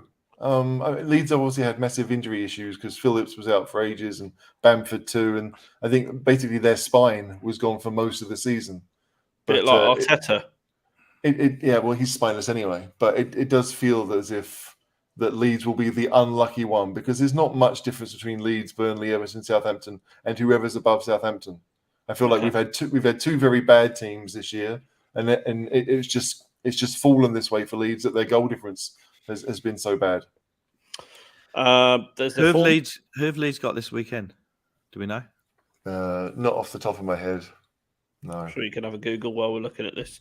I'll do that. So there you go. We've got West Ham, Burnley draw. Was it a good point? Some would say beat Southampton, beat Wolves, beat Watford. All teams out of form though, and then obviously lost to Villa, who also out of form. So let's have some predictions. Let's talk predictions. Steve, let's go to you first. What kind of game is it going to be? I think it's going to be a tough one, and it's a great point. Early morning kickoffs sound great. I've got to get up at 7:30 and leave the game, so it's a bit early. I have as well. Huh? I think I have as well. Sean, who I'm coming down with, wants to get cooked breakfast on the way or something, so he wants to leave the house at 7:30. I'm like, whew. So I think there'll be a few early starts for us. I think we'll win 3-1, 4-1. But I really hope we're only going to win 1-0 because the Pope family are family friends. We're meeting Nick Pope's mum and dad after the game. So I really don't want us to smash them 5-6-0 because that's going to be really embarrassing. It doesn't matter. You're not signing him to play for us or anything, are you? So it's fine. I wouldn't mind if he did. I mean, he won't, but I wouldn't mind if he did. Do you want to give a shout out to the Pope? I think he just did, really. But there you go. When Nick Pope watches. Unlikely. So, yep. Okay. Thanks, Steve. So we're going to win comfortably. But you hope it's 1-0 because of. I think it'll be tense. I think it'll be tense and it'll be late goals. I can see it being 1-1 at half time. Yeah. And then we score, a couple of goals or 3 goals in the second half. Okay. I don't think it's going to be an easy game at all. Name drop count, is that 3 so far? Ledley, Tanganga, and Pope, I think. I'm sure he'll drop Levy in there if you keep. Technically, you dropped Tanganga, so I think I'm on 2.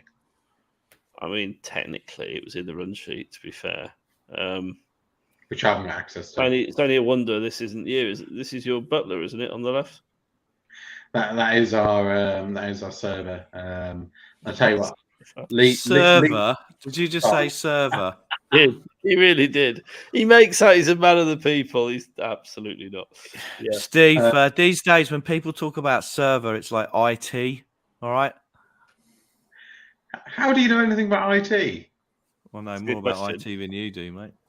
Unlikely. Sorry, I've interrupted your flow of the upper class. Carry on. I mean, I was just going to say, this is how South was taken at the Liverpool game, was at Anfield. And Levy pointed out, this is how through and through Spurs Levy is. My friend said to him, quite nice in here, isn't it? Levy kind of looks around and just goes, not a patch in our stadium, we're better. Team's not better. I'm not going to give Davo that hook, but I do think our stadium's better. So I thought you meant Levy said that.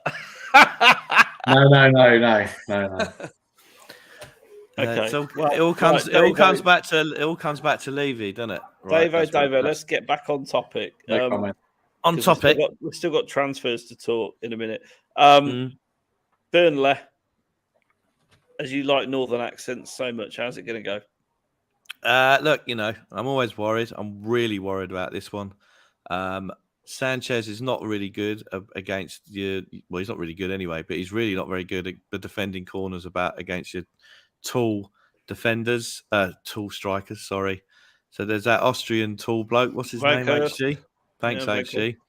Yeah, well, wait. The Austrian is Ashley Barnes, whose mum's Austrian. You mean the Dutch guy, Weghorst, but Him as well. Yeah. And Carl Darlow. He'll be knocking around somewhere. yeah, And reserve. that one, and the cat who drops the mayonnaise on the goalie's foot, who's from Holland. So basically, I'm really worried about this. But there was a good question earlier about what's been our record for early kickoffs this season. I'm interested to know that. I just hope it doesn't matter how we play. It's just about getting the 3 points. 2-1, 1-0. I don't care. I just don't think it's going to be. I mean, when did Burnley last play? They've had more rest than we have. And we're down to one central defender left on the bench, Rodon. We're down to our last wing backs. We've got to win it, but I'm just shitting it, to be honest with you. So, what's the prediction? 1-0. He's sitting on the fence more than Diver. HG. More than Cam. Yeah, true. Well, my prediction. Look, I always get it wrong if I say negative, so I'm going to do that again. Be a draw for Spurs, 1-1, because I know that will hopefully mean that it's not 1-1. This is as bad as my Romero. Has not been carded since I started betting on him. So there you go. I put money on Romero to get sent off against the Goons. Yeah, there you go. And you got him injured. Well done, Matt. Prediction. Well, you guys getting up at 7:30 to go to the game won't be getting any sympathy from me, because I'll be getting up at 7:00 to go to work to miss the game. So I hope you enjoy your day out. I think it will be a victory for Spurs. Like I said, I think Burnley, with them being down and out, and with the other points available for them this season, I don't think this is one that they'll have identified as a game to really pick anything up from. But it will be that typical Sean Dyche park the bus. Even though they're not playing that way recently, I think they will put men behind the ball. But we should have too much with Kane, Son, Bentancur, Kulusevski on the form they're on. So I'm going to go with the 2-0 win. But I'm not fully confident in that. It's interesting that we talk about us putting the pressure on Arsenal with 3 points. Burnley will do the same. Will think the same about with them and Leeds. If they go to Spurs and get anything, it means that the Leeds game. I think they've got Brighton. Someone said in the chat, Brighton at home. It's their final home game. It'd be a chance for them to maybe. But yeah, I think Burnley, they'll see it as a free hit, but sometimes that doesn't really work in our favour. So. It's a tough one to call, but yeah, I think you're right. If Spurs play like we can, then we should win. But we've got to shoot as often as possible. 100%. And an early goal's key, isn't it? The longer it goes on, the more edgy we get, the more likely it is we're going to concede. Edgy, they'll have plastic things to hold above their head that will raise the roof for the entire game. I'm actually hoping they go, because that's done now. We've done that. I'm saying we're going to go for flags. Last game of season, flags. That's my suggestion. I shall be imparting it to @Spurs official soon. Yeah. No, disagree. We should go for a brownie and one of those ridiculous clapper things. A bottle. A la Leicester. Leicester, and then all the people with a Davo ilk will say that Leicester's owners are the best owners in the world because they got a brownie and a bottle of water for one game. They did. Why don't we have vuvuzelas in the stadium? Let's take it back to the South African World Cup. That's a lot. It's showing your age now. That's when you were To be relevant. fair, that could do my nut in, so please no. But I hope we don't win 5-0, because I'd hate for it to upset the Fivers family's social arrangements with the Pope family after the game. I mean, that's what we're all here for, aren't we? Absolutely. 100%. I'm going to say a nice solid 3-1. So yeah, that's what I'm going to go for. Becky, what are you saying? THFC flags have funded flags. Yeah, so there's a Twitter account, right? There's a Twitter account. Yeah, exactly.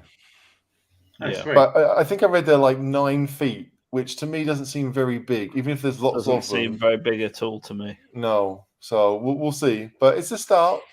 Spurs are learning a little bit somehow. Yeah, where's the supporters really? But yeah, absolutely. And here's my second question to you all. Fourth spot, are we getting it? Yes or no, Matt? Do I have to answer? Yes. I personally, at this moment in time, right now, don't think we will get top 4. But I cannot wait to be proven wrong. Cool. HG? If Arsenal have a back four of Cedric and Ben White and Tomiyasu and whoever's left, if Gabriel's out, it's there for Newcastle to do it. But I'm like Matt, like if I say something positive, all negative things happen. So no, we won't make top 4. Wink, wink. Dave?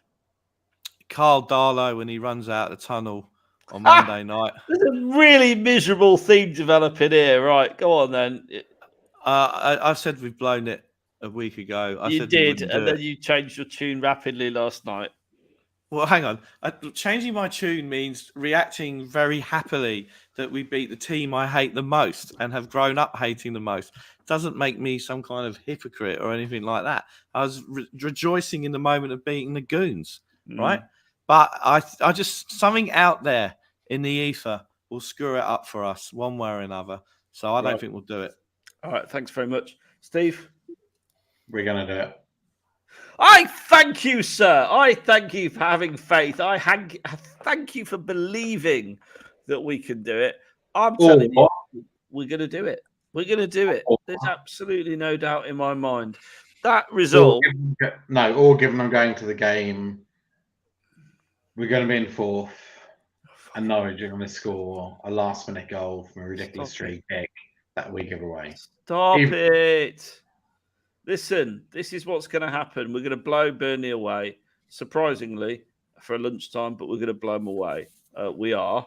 Newcastle will beat a wobbly Arsenal because we stuffed them 3-0 at the Lane last night.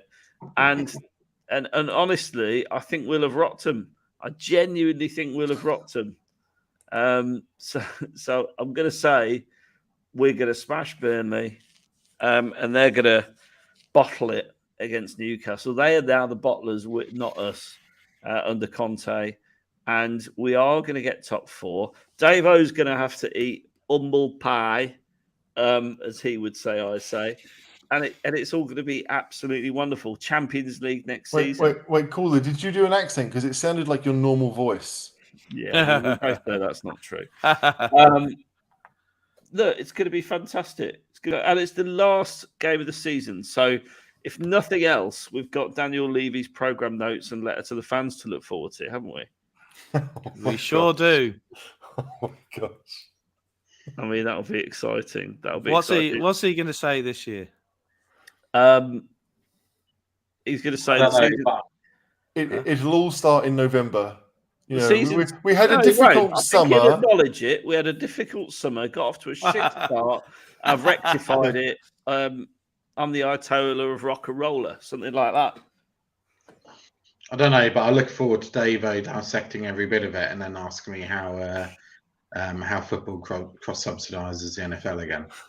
Well, I think there's some definite givens of Chairman Dan's end of season notes. One is he's obviously going to thank everyone for their support over the season. Standard. 2, he's always going to say, I hope you and your families have a restful and peaceful summer. He always does that. Standard.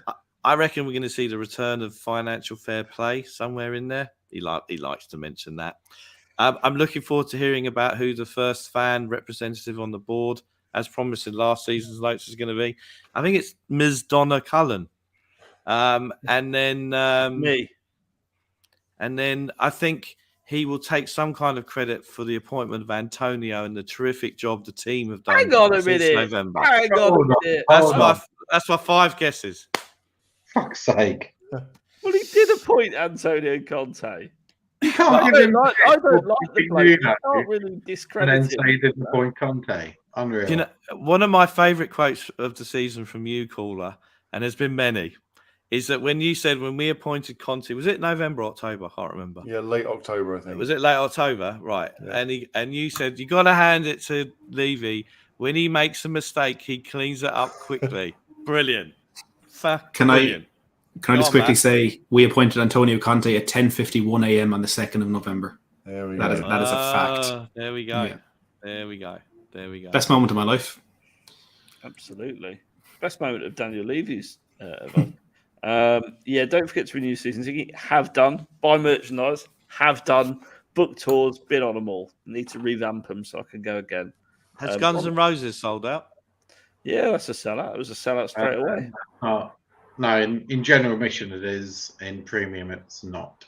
No, but Right. that's not really a surprise, is it? We're given the prices we're charging for premium. You can't buy single seats with any of those premium tickets, Steve. That's what I was telling you about. If me and you want to go, we have to book a loge or something. Oh, really? I'm not fussed, so I've not looked into it. Nothing says a Guns N' Roses concert than the word loge. It's a fair point. It's an absolute fair point. Very true. Right, let's talk transfers. Matt, you are the transfer man. What do we need to know? What are we looking out for at the moment? Who's on the horizon? It's going to be a very exciting summer. I'm genuinely expecting Tottenham to go all out in backing Antonio Conte with a hefty budget, but then adding to that what I think we'll get from selling players like Tongi and Ndombele, Giovanni Lo Celso, Harry Winks, hopefully, Davinson Sanchez, Stephen Bergwijn. I think there is a lot. I saw someone put a comment in a while ago thinking we can get something like 80 million from players going out. I think we can get up to 150 million of in revenue if we do sell the right players in the right deals. How much of that will go back into the club and back into transfers will remain to be seen, but it's going to be a very, very exciting window. We're going to get a left centre back. We're going to get a midfielder, Davo. I think we're going to get a second striker. So it's going to be a very, very busy one, and I really am so much looking forward to it all. Matt, I've heard from these guys for I hear them every week, unfortunately, especially Dave. But in terms of players, we talk about shifting. So would you shift on Emerson and do you think that's likely despite his match day compilations? And is Reggie, do you think, on his way out? Yeah, I think we've seen Reguilon play his last game for Spurs, which is great news for me because I apologise to people who don't like people buying from the club, but I bought the jersey that Reguilon wore in that game against Brighton, which could be the last ever jersey he wore for Spurs, which would be a nice memento to have. But I do think we will see Reguilon move on with Emerson. Because it's only been one season and because he's so young, I feel like we'll let him go if something arises or if the right offer is made. If we have a replacement ready to come in, I think we will let him go then. But in terms of actively looking to move him on, I don't think it'll be the case because it's typically not how Tottenham work, and I kind of like it that way that you give players a chance to improve. And Emerson in the last couple of games has been absolutely fantastic, and it was just about finding his feet in the system, finding his feet in the league, and starting to show what he can really do. I still have doubts. I think we all still have doubts about him, but if we're going to give up on him now, I think we're going the wrong way about things. I think Doherty probably should be sold first, to be honest. And I know he had a brilliant end to his season before he got that injury, but I think we have seen the last of Reguilon. I think we'll give Emerson another season at least. I'm of the exact opposite opinion. I'll just leave it like that. I think Emerson will stay around for all the reasons Matt said. Actually, because we can't shift him. It's the price we're going to attack. We're going to want our money back on him. But equally, I think he's grown in stature a lot, and I think he's. Do you know? Kyle Walker, how many seasons before he came good? Gareth Bale, how many seasons? Oh my gosh! Don't go there! Don't go there! We'll just clip it. We'll just clip it. Don't go there. Go for it. Clip it. Different skill set, different standard, maybe. But you've got to give people a chance. Maybe. That's my point. Maybe. Hang on. Kyle Walker was shit the first year he played for us. He's just an athlete. He had no footballing brain whatsoever. Go back and watch it. I stand by it. Kyle Walker. But he did have physicality and he did have pace, which Emerson doesn't have. Pace, certainly. The thing is, but you're right. People off who've had a season, who've never played in the Premier League before, and have had a season. And I get that Emerson is a right back and not a right wing back. Yeah, but, which is a big thing when we play wing backs. You'd imagine currently, but Conte, we all agree, is going to be around for long. So we could very well much need a right back beyond before long. So yeah, so we could need a right back, then we'll keep him around. But since we probably won't play with wing back, we won't play with fullbacks. Certainly don't think he'll. I just think that as great as he's been as a defensive fullback at Liverpool, we won't play Liverpool away every week. And as great as he was against a team that imploded after 30 minutes, like you can't use the last 2 games as what Emerson could give you over a whole season. I just don't think it's a great argument to make. We're going to be one of those teams that will want to win most games, not just go and try and keep things tight. Emerson's not that guy. I don't think he's ever going to be that guy going forward that Conte wants from wingbacks. I understand. Look, I like the guy, but using the last 2 games as a reason to keep someone around. Can you imagine if we do the same with Sanchez? It's not just that. It's his application. It's his willingness to learn. It's the fact that can he play adapting football to the league? Oh my gosh, can he play? That's the point. Can he do what Conte wants? If the answer's no, he's out because Conte's not going to be here for 4 years. So we figure out what Emerson knows what to do. You can't wait. With Conte around, we may only get 1 season. I understand. Like maybe he goes on loan, and we kind of decide we'll get something later on from him, or we'll see what happens. But to keep Emerson in the squad, if we play with wingbacks next season, Emerson's barely going to play because I think Doherty will stick around, and I think we'll go out and buy another one. We'll see. To the point, he's relatively far down the list for people we want / need to sell. Yeah, I agree. We can only churn, and that's the big thing. Churn so many players, can't we? You can't sell in order. Well, there is really. I think, like Matt said, I don't think we'll be actively looking to sell him. I think we should. I mean, like loan at least. I could understand loaning him to Burnley because he'd be good for them. Perfect right back in the Burnley system. But as a wing back for Spurs, it's not there. It hasn't been there all the time. He's right. Everyone gets, Sanchez played well after they went down to 10 men. Should we keep him as well? No. He's not. I hate to say it. I mean, Emerson. What if Winks plays well in the next 2 games? You don't keep him. Exactly. HG, I stand with HG on this. And Matt, I have respect for you. I just don't agree with you in terms of what you want to do with the wing backs. Okay. Can I just say as well? Sorry, I want to mention. Yeah. I'm not saying I want Emerson to stay or I want him to be our right back going forward. Actually, 10 minutes before the show started, I put a clip out on Twitter where I was talking essentially about the complete opposite. Where with Sanchez playing so well last night, I feel in the past and even in January with Steven Bergwijn when he scored those 2 goals against Leicester, he was going to move to Ajax. But those 2 goals, I know Spurs said it would be a bad PR thing. It's ridiculous. They kept him because he played well. And he scored a couple of goals, and it was important to us. Tottenham have been lacking that ruthlessness in the transfer market for so long, where players have had a bad season or had a bad spell and played 1 or 2 good games and then been allowed to stay at the club. I feel like that ruthlessness is gone, or that kind of trend is gone, and there is a ruthlessness there now, where Bergwijn will go to Ajax this summer. Players like Harry Winks won't get another chance. Sanchez, great, you played well, you'll be gone. Like I said with Matt Doherty, even though he had a great end to the season, I do think he is one that could be looking to move on in the summer. But in terms of priority, I don't think Emerson is the first player that we need to move on. I'd rather he was replaced, and I'd rather we got a player that was more in that Conte mold. But there's really only so much you can do in the window, and I think even if you're looking at the amount of money we can get into a player to replace him, I just don't think Emerson is on top of that list. In an ideal summer, we get left centre back, we'd replace Winks, we'd replace Lucas, Bergwijn, Emerson, Doherty, Davis. I might have said him already, but we'd replace all of those players. The summer's never ideal, especially when you're Spurs. That's the point. Yeah, but we're talking about. I think on this show we've talked about maybe we need to recruit for about 6 positions, right? So we need to recruit for about 6 positions, which means, on the law of averages, 6 have got to go out. And as far as I'm concerned, Emerson not necessarily, because we've got a very thin squad. We've got a really thin squad. Yeah, so exactly. if we have 6 out, 6 in, you're going to say the same last season. So are you saying exactly? You're going to sign more. We'll be signing more than we let go, I would imagine. Yeah. Okay, if you let me finish for a minute.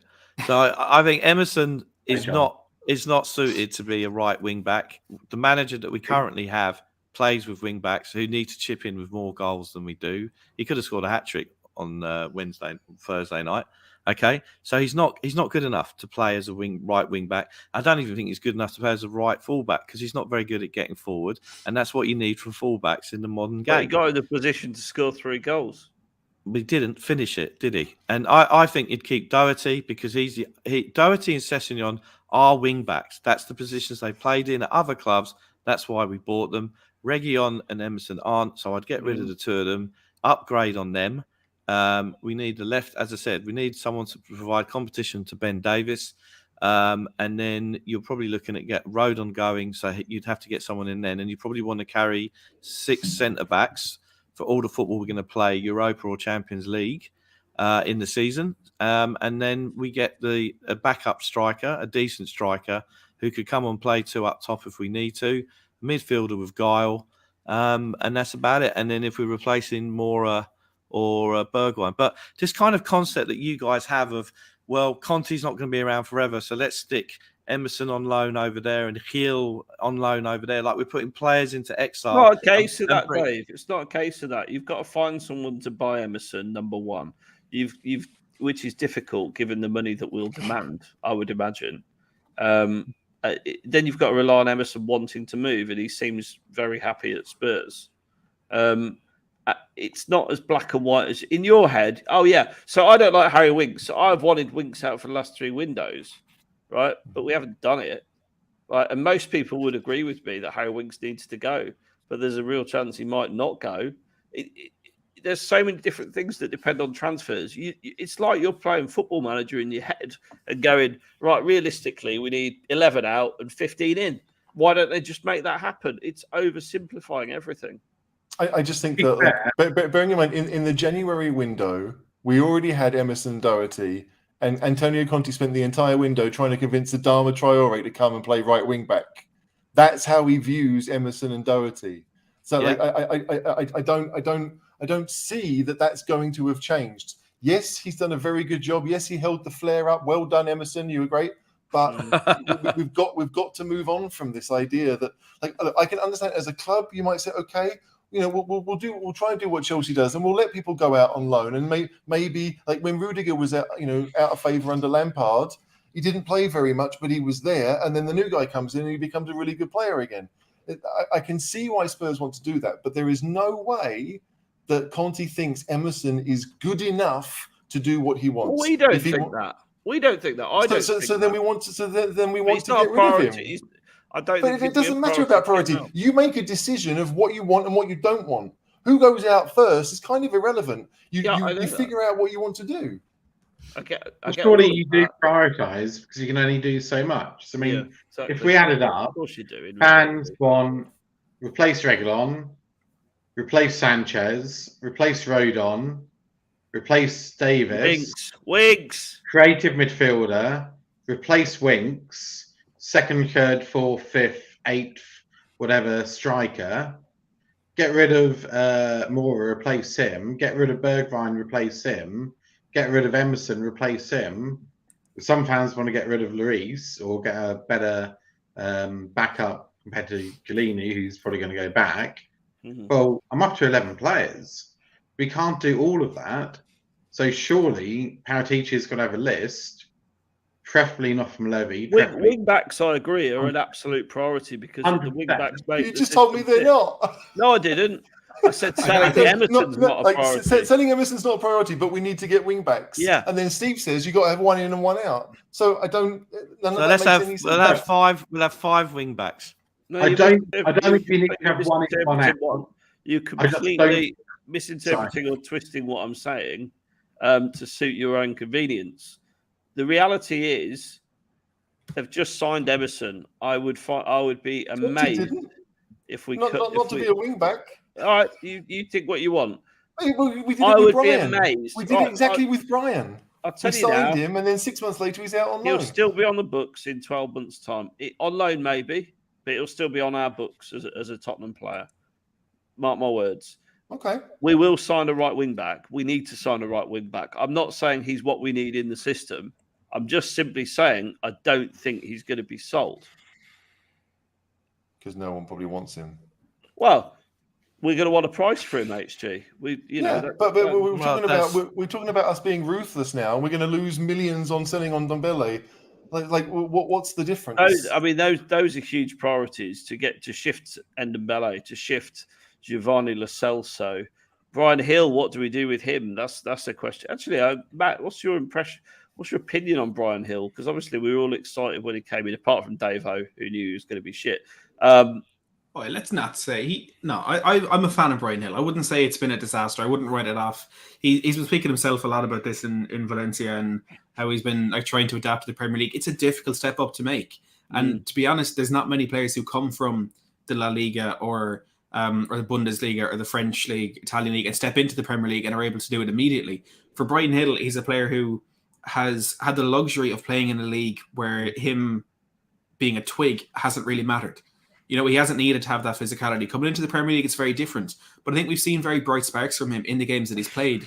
And for me, the worst thing about the chances he was given at Tottenham, under Nuno especially, those chances were with our B team in Mora or at home to teams that I can't even remember the name of, Shkendia or something, whoever it was.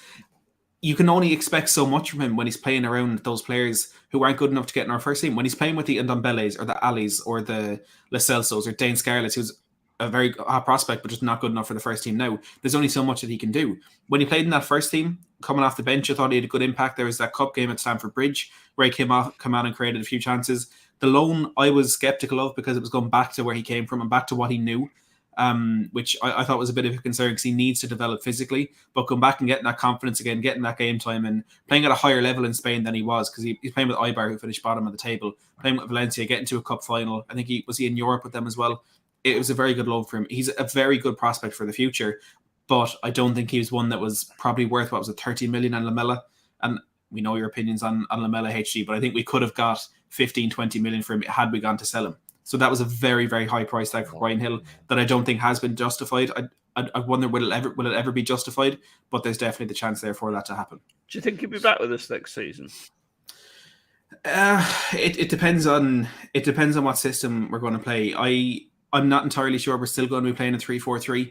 I think if Conte is looking for another striker kind of the same kind of style of play as Harry Kane and then trying to replace Bergwijn with another winger, I think we could definitely see a very similar system to what he played at Inter Milan with that 3-5-2, where he kind of rotated between you two target men in Lukaku, Martinez, and two kind of wide strikers with Sanchez and Politano. I think that gives us a lot more versatility. Brian Hill doesn't really fit into that. I think if he's going to be playing, he has to be an out-and-out winger. And on the left-hand side as well, because that was one of the great things about him. He was a traditional left-footed left winger, like to take on his man down the line. We kind of tried to play him on the right-hand side a little bit more, having them like an inverted winger. Didn't quite work out. If we stick to a 3-4-3, let him play on the left, that's great. But the player he's challenging for there on the left-hand side is Heung-min Son.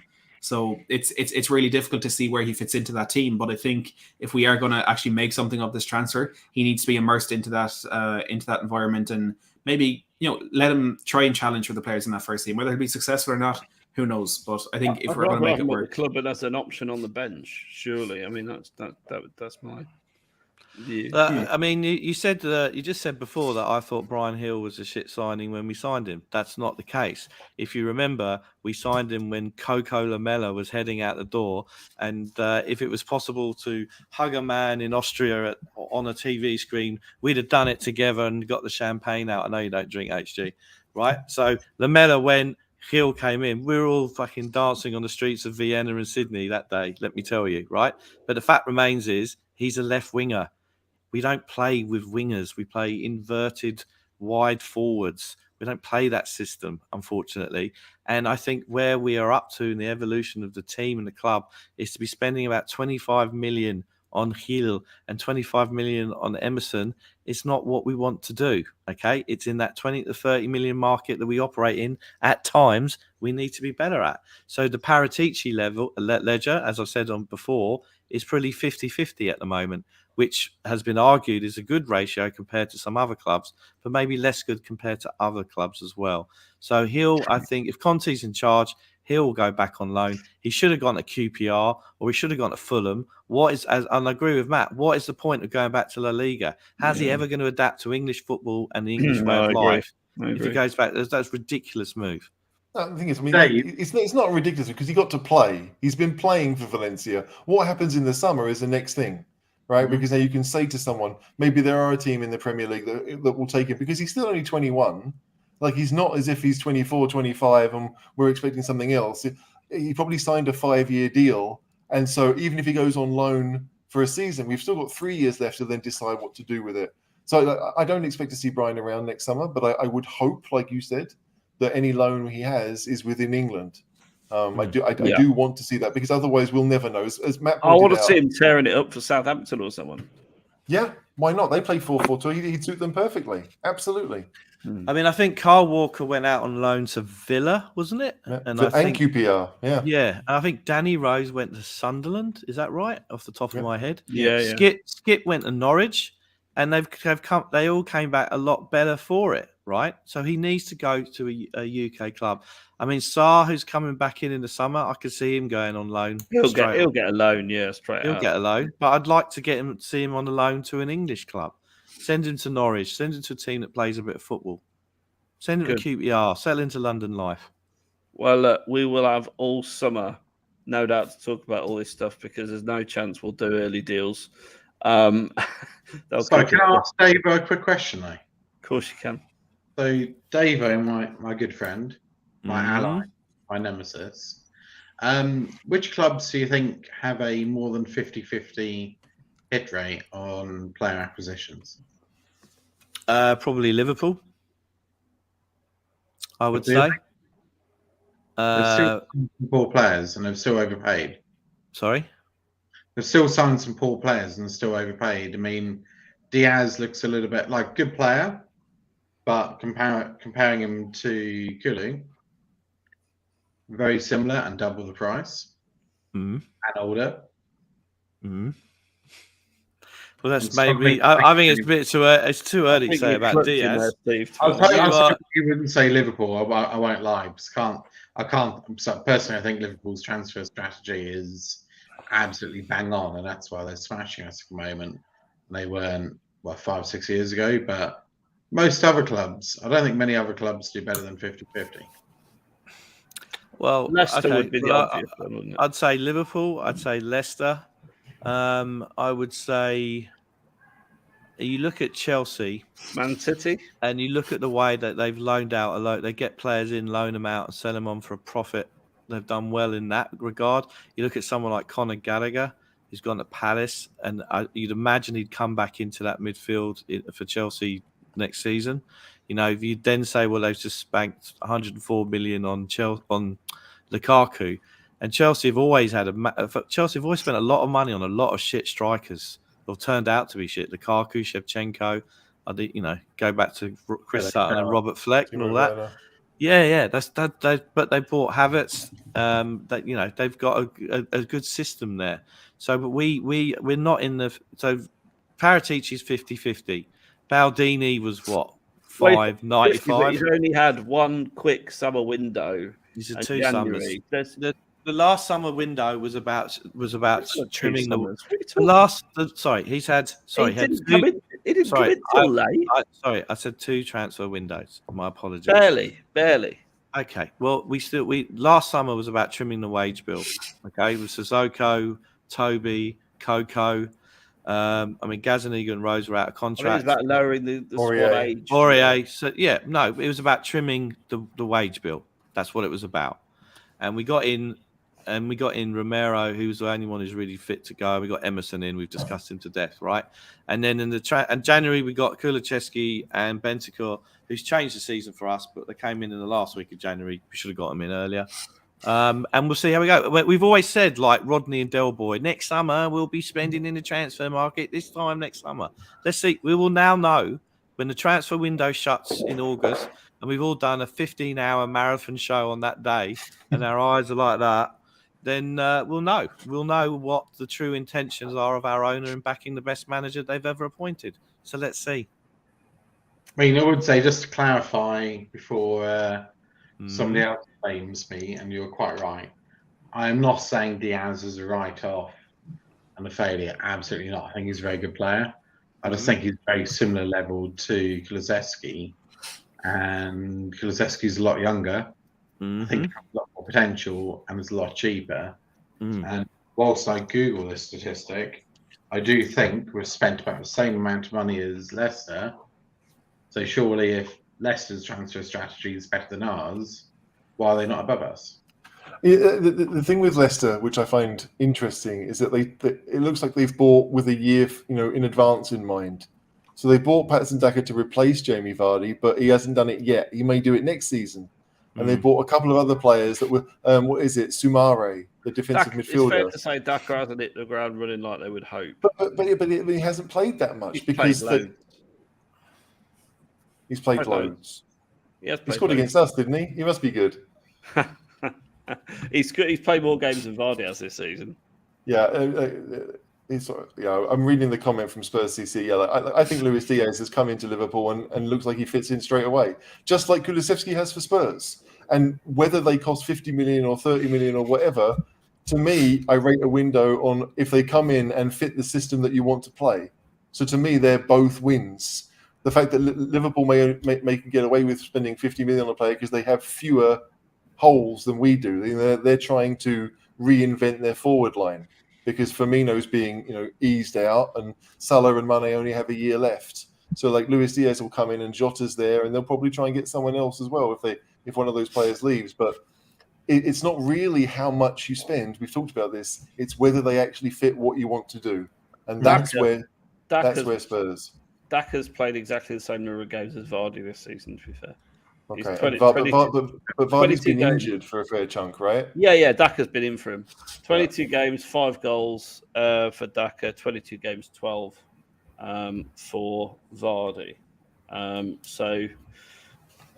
look, I've got a lot of Leicester friends who say he looks bang average at the moment, but we'll see where he gets to.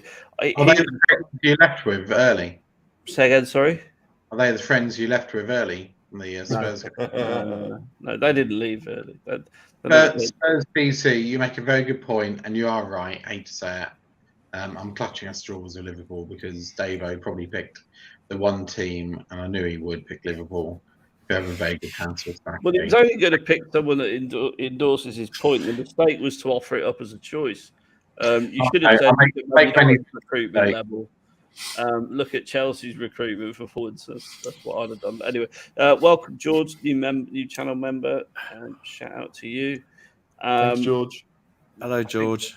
I think it's fair to say this has been a celebration of all things Spurs tonight. A celebration of us beating Arsenal. Some optimism from me about getting into the top 4, and a lot of pessimism from our Australian friend down in the right. It's called realism. He calls it. But realistic people always say that. I mean, pessimistic people always say it's realism. It's fact. Yeah. And quick question for Steve: Who's that picture on your wall behind you? Who's that picture of? Which one? Gary Newman. Black and white picture. Gary Newman. There's 2. All right. Well, what are they? Is that 2-pack? LeBron 2-pack. I don't know. Gary Newman. Say that. LeBron James and a chap from Suits. I can't remember his name now. Harvey Specter. That's it. They were inspirational posters when I rode my Peloton the 2 times I rode it. Now then. So you got inspiration from Meghan Markle's show. Wow, that says it all, doesn't it? Meghan Markle give me a lot of inspiration. That behind you? That looks like a nice framed picture behind you. Yeah, well, I thought we were talking about it tonight, but we're obviously not because you haven't stuck to the run sheet. That's Ricky Villa scoring the winner, 1981, which I think is the anniversary is this week. Today, 14th. Yeah. I think it's just started. Yeah, so there we go. There we go. I was there. What a night. That's a nice picture. Is it a signed one or anything? Or? No. Got it from the shop years ago. Got it framed. All good. There you go. While you're there, why not join Patreon? You two could look like Davo in his Cheese Room t-shirt with his Cheese Room mug and win some wonderful prizes. Details are in the scrolling ticker below. Matt, thanks very much for joining us. Tell the 212 people that are watching right now what you're all about and where they can find you. Look, always a very interesting experience coming on the channel, but always an enjoyable one, for sure. So I appreciate you guys having me. I'm just going to be doing transfers for the summer. I've got a new PC, I've got a new streaming setup. I'm ready to go with what will hopefully be some very busy content. I've also been sorting out what will hopefully be a very good guest for the channel as well over the last couple of hours. So Matt Hayes Tottenham blog on YouTube. If you want to see someone pronounce Matt Doherty's name right, which I think is a very unique selling point for my channel, please head over and show some love. But most of all, make sure to subscribe to this brilliant channel here and hit that like button as well. Are you saying we pronounce Matthew wrong? Is that it? No, that's not it. I'm not getting into. I've actually had a lot of people ask me to when I'm on different channels to help them learn how to pronounce Doherty. If we want to go around the house and pronounce it right, I would enjoy that. Doherty. It's not Doherty or Doherty. It's Doherty. Simple. Doherty. That's the one. Doherty. You're learning already. I just call him Matt. You guys. Hey, Matt. Thanks for describing the channel as brilliant, Matt. We take that from you. Thank you very much. HG, thanks for joining me. No problem. Enjoyed it as always. Dave Ho, you've been here. Thanks for being here.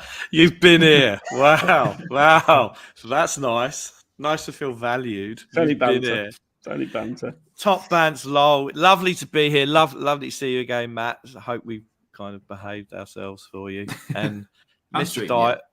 Diver, thanks for leading with that question.